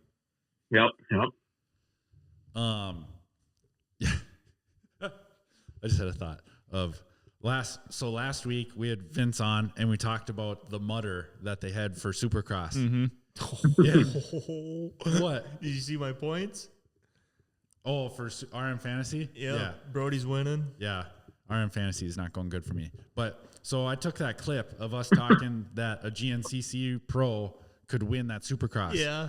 And there were some hot takes on TikTok. People were not having it. No. Good. I was very surprised. Like, holy shit, guys. Like, let's everyone just calm down. We're talking about dirt bikes here. It's not that big a deal. Yeah, but then if you look at this weekend, they just raced in San Diego, and it was a half mutter, you would say, Vince? Like, yeah. And the Cowboy won. Yeah. Yep. Aaron Plessinger. Yep. Oh, okay. That's why I'm in the lead. Yeah, I picked him for winning. Oh, really? Yeah. I'm doing good because I picked Hunter Lawrence for wild card. I got it with a wild card. Oh, nice. Yeah. But yeah, Aaron Plessinger grew up being a GNCC guy, and he wins in the mud. So if you threw a full-on GNCC Pro out there, in last week's race, week's race was full mud. This week it was a Supercross that was muddy.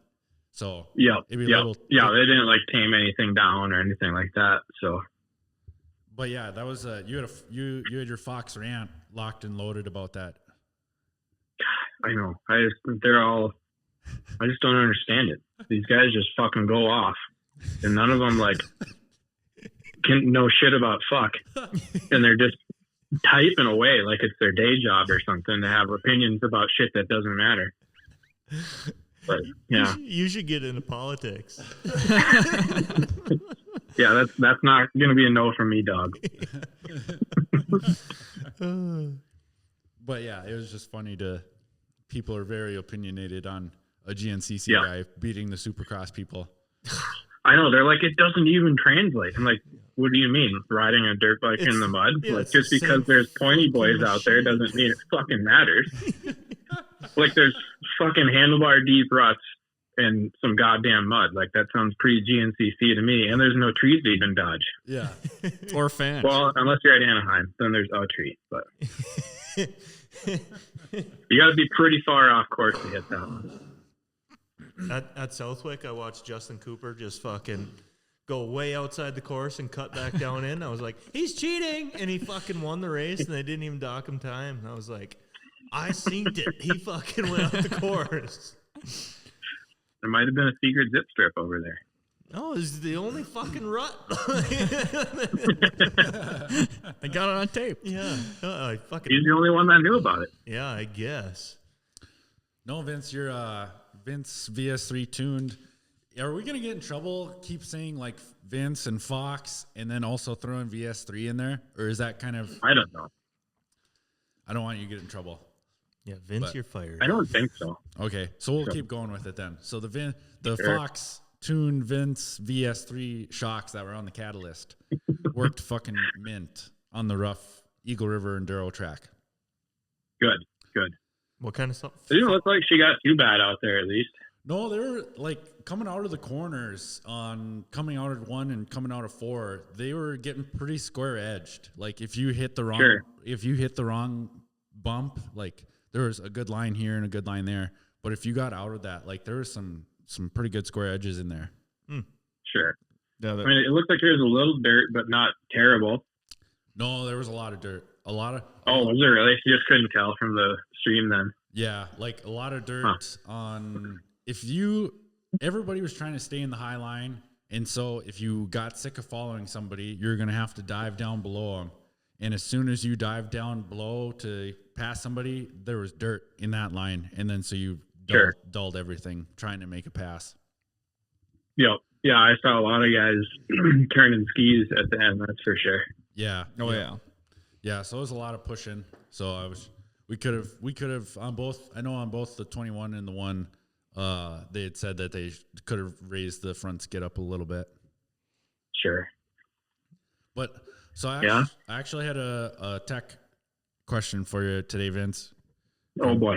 Lance Strum messaged me on Instagram. He's a fan. He said, Good. Why do? Yeah, he's not one of these typing away TikTokers. He's actually a fan. Yep. No, he's stoked. Okay, so I don't need his address. I can send some hate mail. Yeah, exactly. No, but he asked, why do other forms of power sports like ATVs and UTVs use SAG to help establish a good baseline for suspension tuning, but snowmobiles don't? Like, is there SAG numbers that we just don't know about, like from the factory or what? Yeah, I don't think they really like advertise having SAG numbers, and it really depends on what you're doing. Like a normal trail sled will, but yeah, like generally for like the cross country stuff, like going through the ditch race ones where it's really like the I-500 and all that, like you don't have much SAG because you're just slamming through holes. Oh, sure. And snowcross stuff doesn't, because it's just fucking rock stiff and doesn't matter anyway. Yeah, there's no movement at all. There's no sag on the snowcross sled. No. But yeah, I mean, like with the off-road vehicles, they like, you know, are kind of designed to do that and work and aren't upside down stupid conveyor belts. So like having all that set, like the rebound travel is so much for like comfort and stuff like that. So yeah, I don't know. Like I'd run a decent amount of, like, my sled squat's pretty good just because it handles a lot better than two. But yeah, I don't know. Snowmobiles are fucking dumb, but they're fun. So that's probably the answer. And if there was a in-house like SAG number that Fox would shoot for or tune their like stock OEM suspension for. Yeah, not really. I would say like generally most of the trailhead stuff is like 25 to 35% sag or something like that. So that could be useful information. Yeah. Depending on what kind of stuff you're going to do with it. Right. Doesn't help me at all, but okay. No. Like, it's cool to know, I guess. Well, like, because sag is a big thing on dirt bikes. Mm-hmm. Like, sag is really big on dirt bikes on how just to get the balance right of the bike, and it's crazy on. Well, and people are just freaking Nazis about that number that's published in the book that comes with it too. I don't understand that. Like, oh, the book says I got to go here. I'm like, no, it's a pretty good starting point. Like, I bet my bike, my 450 has maybe 95 millimeters of sag. Really? Like it's super tall. I think so. Yeah, I suppose I'm not too far off. I think I was at 100 to finish the year out last year. Sure. Because like even Tomac, he said that he likes his Yamaha to sit really high in the rear because if it does start to sag at all, then he's trying to hold himself from falling off the back. And he said he gets arm pumped instantly. Yeah, I can tell, like, especially when we do, like, you know, mud races or whatever, and the bike gets heavy, you're like, this kind of sucks. But otherwise, you don't really have to try and hang on as much. Huh? Heck yeah. Yeah, I don't know. We tried getting Aaron Plessinger on tonight, but he was calling into Pulp MX, so he told us no. Was he really? What a dick. Just hates the small guys. Yeah, no, he was calling to Pulp MX. Son of a bitch. I told Mandy, I said for a joke, I was like, we should, because Pulp MX is going to be on here shortly. I said, Shop Talk Podcast should call in to Pulp MX. Do double podcasts. Double podcast. It'd be like them fucking Chinese restaurants when they call it. You put two phones up next to each other. I know what a pizza. Well, yeah, we'll be like crossing I know the when you guys are going to do it tomorrow. What? I thought you guys were going to do the podcast tomorrow again because I'm tuning with Dustin tomorrow, and I probably could have got him to come on. But oh, no way! Son of a bitch. Maybe, but we'll see. Maybe next week. Yeah, because he'll still be around. Oh, you're going to be down there for, was it 2 full weeks? Yeah, I fly back Friday the 2nd or 3rd or whatever it is. Oh, and then you're going to fly right to the Sioux for us too. Oh yeah, yep. I told Greg we're gonna have some big VS3 stickers on the sled for the Sioux. Good. So we're gonna make that happen. JAG is gonna print them for us. Oh hell yeah! Yeah. I already sent you the PDF, Kyle, and I never got a response. Really? They took it. Like, I got the PDF and I pulled up on the computer and stuff. Yeah? Yeah. I haven't got any stickers. Hell. Do you know anything about the stickers? I mean, I'm not on the sticker end of the deal. I mean, maybe you should be. Yeah. I mean, I just rebuild broken shit. That's about it. Well, hey, that's important too. Fucking put a spit shine on it and send it out the door. That's all I do. Good. So yeah, Vince. So yeah, California right now. Park Rapids is postponed. That was kind of a bummer. Yeah, I saw that. So so are you gonna make it now? I'm not. I don't give a shit if I was around for that race. I ain't going to it. All them fucking corners and no flow. That ain't what I'm about. Yeah, you should bring the VMAX 4 out there for that one. Yeah. Oh my god, I'm getting arm pumped just thinking about that. Don't bring it up yet. What? Because we're gonna talk about it. Oh, is that where you're? Yes. We can't bring it up with Vince or what? Oh yeah, we can bring it up. So Vince, did you what? The comment you had on Gerald Dyrdahl Pine Lake Memorial Facebook page talking about bringing a greasy triple class to Pine Lake. So this is kind of something that I wanted to talk about. So in order for it to actually, happen and there be people, it would have to have a payout. Yeah, for sure. For the people that people just like want to hear snowmobiles that sound good again. Yeah, well, and then also greasy triples have a huge following. Yeah. So like if there was money and this huge following, I think it would be a super hit. Like this class could take off. Think so. Yeah, like there's I'm ready to would it be a like 600cc limit, you think, still? That's kind of what I wanted to talk about, like 02 and older, up to 600. That way you still get your Yamaha SRXs, you know. Yeah. Oh, yeah. And then I'm like, if it happens, I'm ready to pull the trigger on an SRX 600. So don't worry. So me and Colin have been sending each other ZRTs all day. No way. and 96 SPR or XCR SPs, the same engine that Austin Leak uses in his. Yeah. So a Case Reed Fuji, that would be a wicked one. And there's a million. Yeah. Wow. There's a million XLTs out there. Like. Yeah, but nobody wants that. Yeah, right. Nobody does want that. But they have their following, and here's their fucking chance to go prove that they're the shit. I'm for it. Yeah. I've already said it needs to happen. Yeah. So. Yeah, just no VMAX force. Yeah, it's kind of sad. SRX 600 would be badass. Yeah, they'd rip. I mean, they did build some pretty cool pogo stick sleds for ice oval stuff back in the day, though. Because once they changed the rule, they put a 600 triple in one. Yeah, I just seen it on Facebook. That was it was a 500 with an added cylinder, so it was a 750. Triple. Oh, really? Yeah, pogo stick. Yeah, pretty phaser. much. Yeah. What's the pogo stick? Like the phaser. Yeah. You know, okay. With the wishbone kind of sticking out. The big coffee can. Yes. Okay. Cool. Scissor arm. Okay. I didn't know that was their nickname. It looks like a pogo stick. Yeah. No, it does. Okay. I was thinking like something to do with the seat or something, but okay. Yeah. So look at all the sleds you can. Well, you mean you usually did get pogo sticks right off the seat, but not on the VMAX 4 anymore because it's got 0 pros under it. Yeah. Fuck yeah. That's the way to go. But what we were talking about, actually, if we made it a 650 limit, so then you could bring in the old Indy 650s, stuff like that. Yeah. Yeah. Well, then you might as well Then you might as well leave it open. Yeah. Yeah.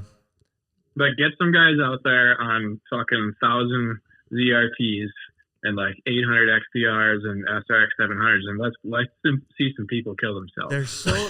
They're too expensive right now. I mean, you look at the Undercat 1000; they're crazy expensive. So this was last week before this even came out. Me and Dad were thinking about getting a 03 F7. Yeah. For the classics class. It would rip. That thing. Yeah. Like you could put anybody, like any of us top pros on it.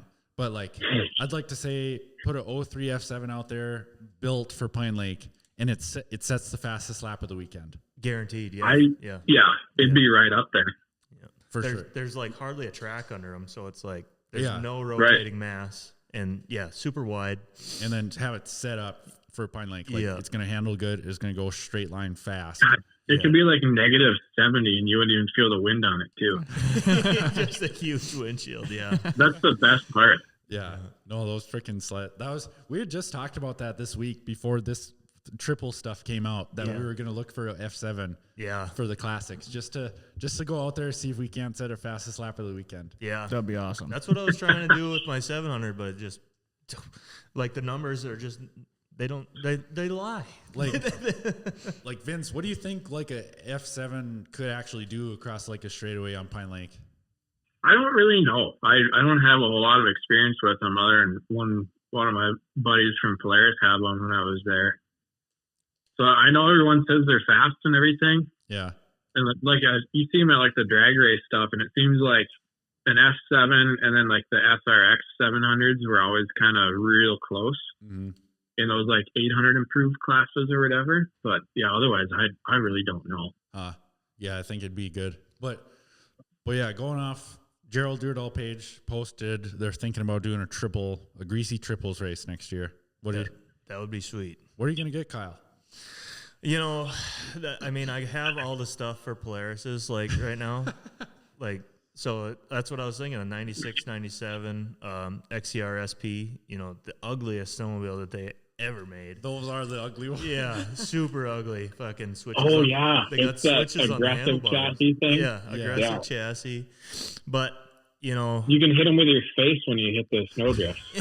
Yeah, it's happened. Trust me, it's happened. Yeah. No, but so me and Colin are kind of up in the air. He wants, ZRTs are really sweet too. We have always had a soft spot for ZRTs. My old man bought one brand new in '96. So It's kind of where we're leaning, but I really like the ZR3 chassis. And that's like the that's the 99, 2000, they switched to. They call them like Thundercats then, didn't they? ZRT was a 600 and 800. A Thundercat is the 1000. Oh, it is. Okay. Yeah. Yeah. But until 98, they switched the Thundercat to a 1000. So, yeah. Okay. So me and Colin are kind of really up in the air right now. So, like on your newer ZRTs, they have Mikuni flat slides rather than round slides, the older ones. Yeah. So I'd rather have the flat slides. They work a little better and easier to pull, you know, because if you're racing a triple with fucking Mikuni round slides and you have that heavy ass throttle on, you know, depending on how many laps we can do, if this class happens, you're going to get fucking tired arm pulling that. Well, yours is tight. On your sled. On my 4-stroke? Yeah. Yeah, it's a little heavier. It's definitely heavier than like a stock 600 is. Yeah.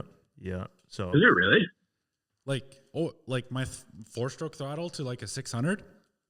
Yeah. Oh yeah, the Arctic Cat 600 throttles are like effortless. Like you could push it with your pinky. Oh.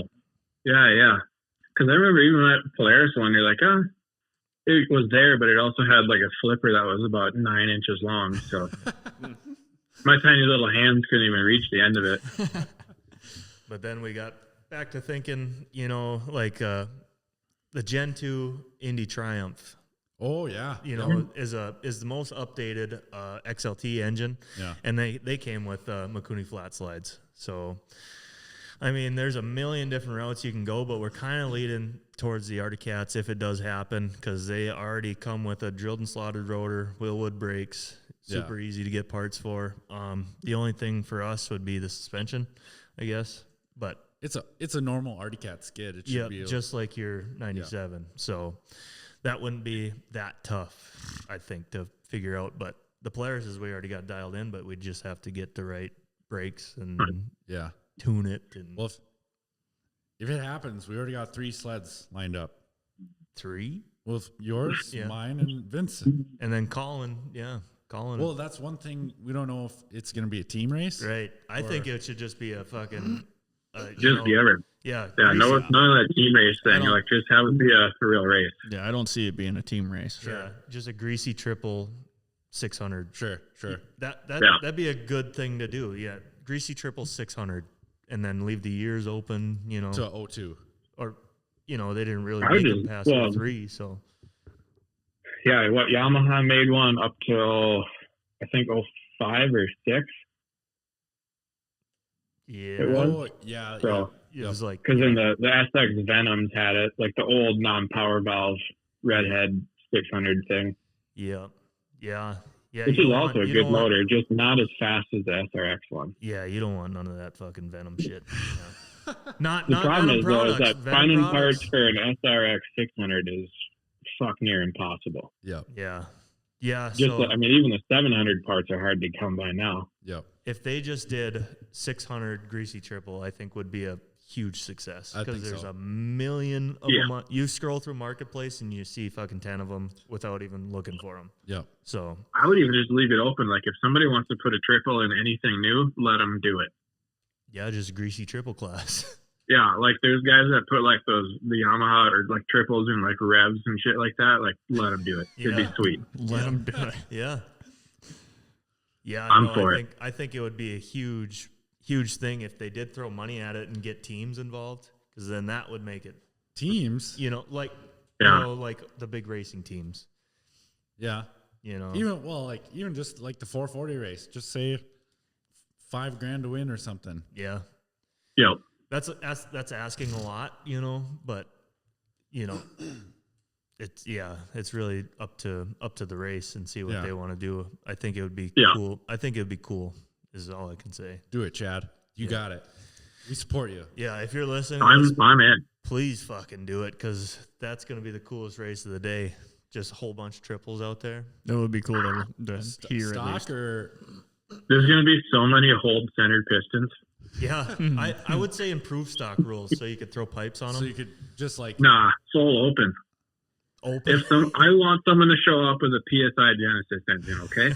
You just want someone to kill themselves out there. No, I just want if we're gonna start putting only stock class rules and all that shit, I'm out. Like I don't give a fuck. Like we're here to hear real ass some like triples barreling down the lake, regardless if the rider can actually ride it or not. Sure. Yeah. So Austin Leak, put your full blown mod triple in a Gen 2 2000 XC.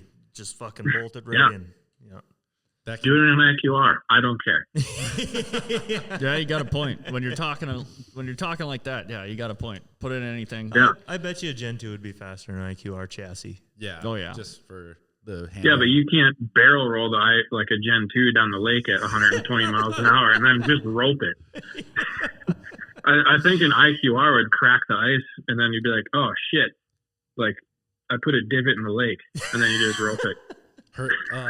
Herf told me what I don't know when, but he was testing in Wisconsin and it was like thin ice or something. He rolled his sled and the handlebars poked through the ice. Oh my god! Oh my god! Might be a little. This fucking open talk, you're getting me just riled up because Herfindahl's got all those fucking Formula 3 sleds. Like, yeah, he did have just a sweet triple ZRT something or another. Was it the green hood? No, it was black. It was. I was sitting on it there in his garage watching the Cataract guys work on the sled, but. It was a full factory. Yeah, you didn't know the history you were sitting on.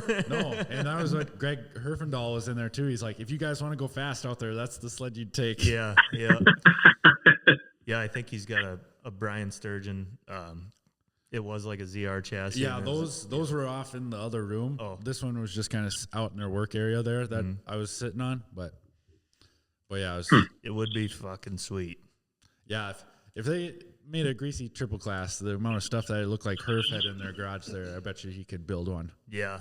I remember riding, Eric had an SRX 700 the year I raced snowmobiles, and he brought it out to the lake at my parents' when I was testing one day. And I have never been on a snowmobile where like you pinch the throttle and you're like, I am going wherever this is pointed now. Like it was so goddamn fast. Like, it had like 7,000 miles on it. Nothing had been touched. The belt was probably 4,000 miles old, and it just worked so good. Mm-hmm. Oh man, that thing was fun. God dang it! Yeah, we gotta get one. Yeah. Wouldn't it? It'd be just fun to build them too. I mean, there's parts everywhere for these things. What kind of sucks though? It's either that or an ice bike class. So, a what? Ice bike. Oh, ice bike, yeah. I thought you said ice fight class. I was like, fuck yeah. Bare knuckle fighting on Pine Lake. Yeah. No, okay, I'd be down for that. Oh, a cool sled that's in my old man's garage. It's my old man's, but it's a 88 Indy 650, but it was a Pro 5 built machine. Oh, yeah? So it's... hell yeah. It was, kind of hand built where the bulkhead is aluminum on it. And the tunnel is all anodized red, and all the bumpers are anodized red. It did come factory with aluminum skis, but their aluminum skis get beat up super bad.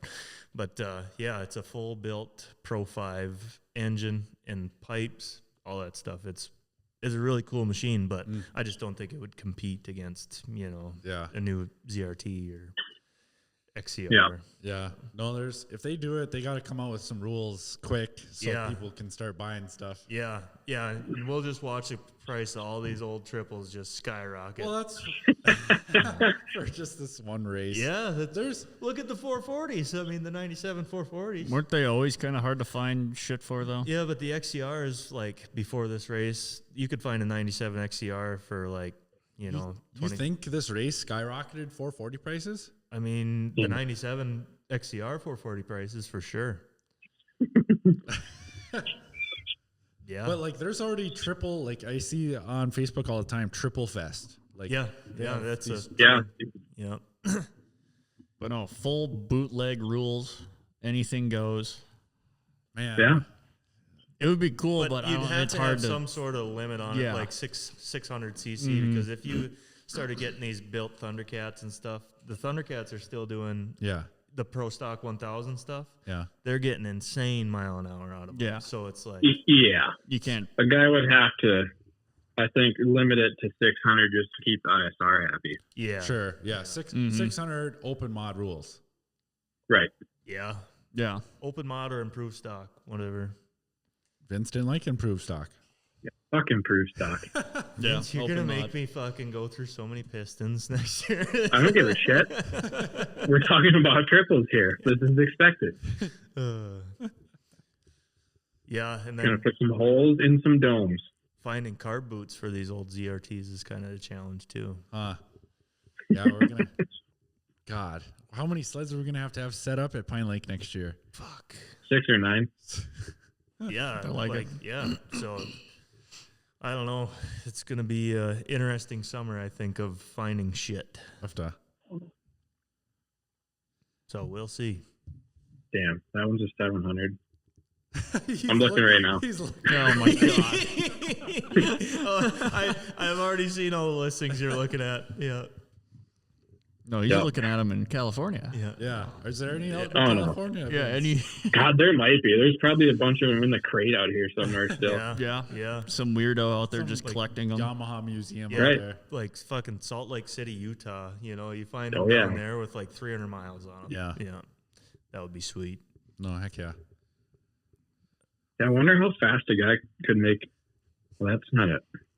I don't know. Like an SXR 600 go even. I don't know. Yeah. I don't know. We'll find out next year, I guess. If they have this class, you're getting a lot of people revved up by, how many likes did that post have? It was a lot. Yeah, it was a lot. Yeah. It was a popular opinion. Maybe this guy's got like 3 ZRT 600s. Buy them all. Yeah, we should just 1,500 for the green one, and the others 800 each. We should just get a fucking in Brook Park package deal of old triples, and we'll just fucking fill Brody's garage with old triples. I'm telling you, we could get all 4 of these for like $2,000. And then $2,000 per sled to get them race ready. Yeah, exactly. Yeah, it's a deal at twice the price. As long as the payout's there. Imagine how many. There, you can look at it now, Gunner. Oh. Imagine how many ripped up.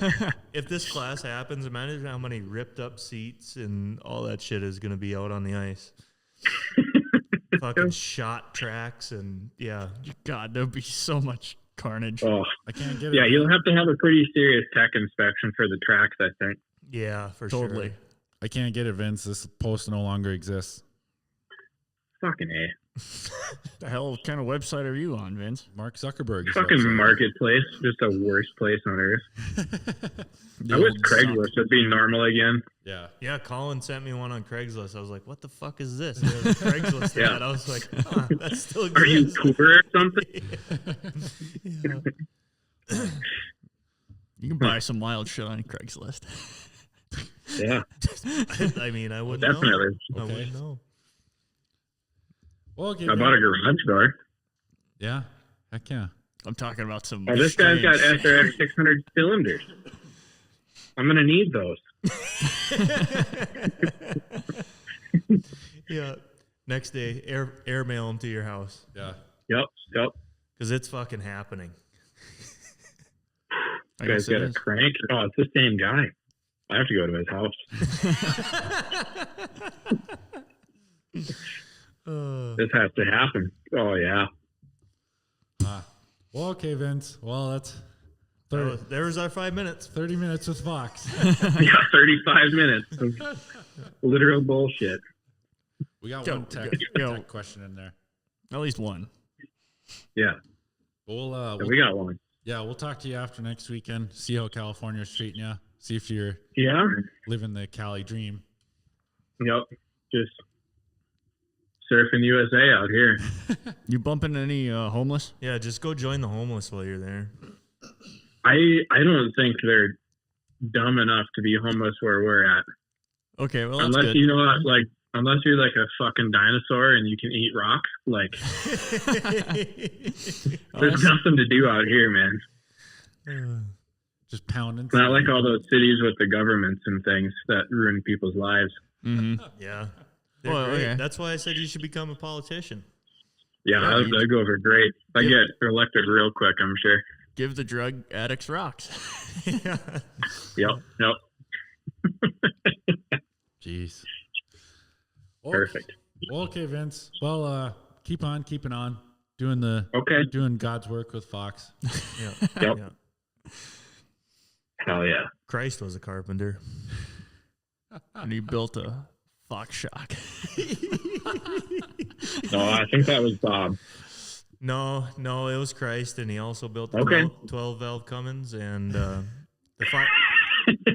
push rod 5-liter Ford. That was another good one that he invented. That one was great. And I'm pretty much thinking dirt bike stuff since it's going to be 45 degrees next week. So yeah, I think he invented the extra fuel injector on a Yamaha in the airbox too. That's a good invention. Okay. And the I'll take your word for it because it's probably on the internet, so it has to be true. What was it? Yeah, and the Henry Remington long rifle 22. Yeah. So man could kill the dinosaurs and the homosexuals. And canceled. Yeah. What movie is that off? Movie 43. There's something like I forget what movie it is. It's them, like 6 little kids. Yeah. So man could kill the dinosaurs. Okay, we've completely lost it. Yeah. Good. Okay. Thanks, Vince. Good talk, Vince. Hey, thank you guys. Yeah. Really. We appreciate the time, and the listeners appreciate it too. They like it. So they're fucking better. While you're still on here, anybody is still watching, we need tech questions for Vince because he's obviously the man for this shit. So anything you guys can come up with, just fucking lay it all out there. Tech question. Yeah, whether it's tech shocks, Harley Davidson, how to not roof a house, I got it all. Ooh, okay. So 3 subjects. Yeah. Cool. Yeah, that's it though. We might get some Harley guys talk about something. Who knows? Good. Just what I need. Awesome. Oh yeah, brother, my Harley has 100 horsepower. Yeah. Yeah. Okay. Oh, yeah, Vince. Yeah. What color is your custom black Street Glide, bro? Let me guess, it's black. Yeah, nobody's got one of those. You're so sick. Yeah, no, this one's a special, so it's got black wheels rather than black wheels that they come factory with. So. Right. See this? And then it's got chrome on it instead of the chrome. Chrome wasn't. Also, we added these tassels to the handlebars so people that are mad can just yank them and put you in the ditch. Yeah, those tassels, they're real sexy on a bike. No, this isn't an 88. This is a 121 SNS motor. Yeah, right. Big push rods. Yeah. Air cooled for power. Jesus Christ, let's end this fucking convo finally. Okay, Vince. But it's fuel injected, so everything's good. Okay. Yeah, since like 08, yeah. Yeah, other than that, they're using downdraft carburetors and like brass fittings. From Home Depot. Yeah. Yeah. Wood screws to hold the valence on. Yeah. No, we're not talking about KTMs here now. And there it is. Hey. What? Fucking Aaron Plessinger. Plessinger. But that's only because of all the years training on a Yamaha. So they could tell him how to make a decent motorcycle finally. You could have put Aaron Plessinger on an 04 KX 125 out there. He still would have won. I would have liked it a lot better. Oh, God, we were going to get fucking ripped apart for that comment on TikTok now. Yeah. You should post that. Yeah, you should make that one a short right up there. Really fuel the fire. Plessinger on a 125. Give Aaron Plessinger James Stewart's 259 KX 125. He wins San Diego in the mud.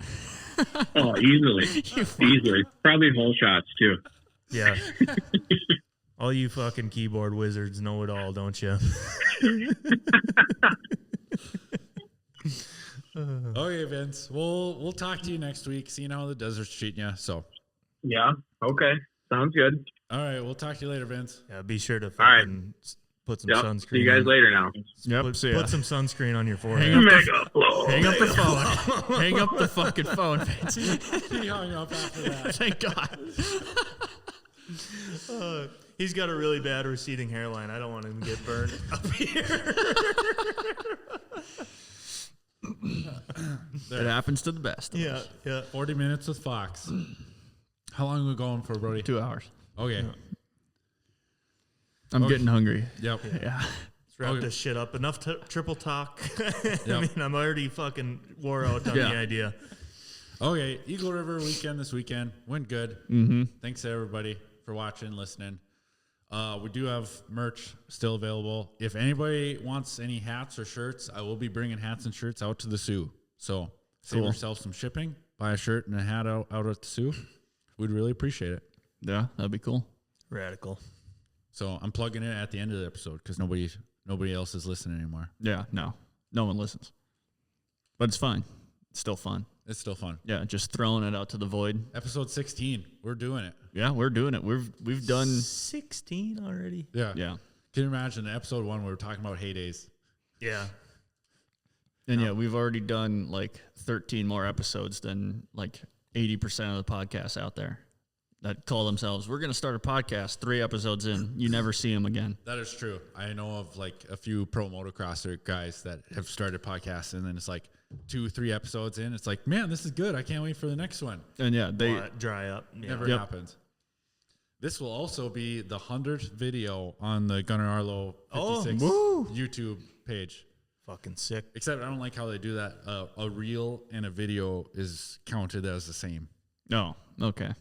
So it's not really the 100th video, but Like it kind of is. 10, 20 reel. It's the like 100th shorts. thing you've uploaded? Yeah. Okay, that's all it's counting, basically. 100th upload to YouTube. So. Oh, it's still kind of cool. Yeah. Still something? Mm-hmm. Yeah, that's cool. And it's my birthday episode. Happy birthday, Brody. Happy birthday, Vince. Thanks for watching. Yep. Yeah. Bye-bye. See ya.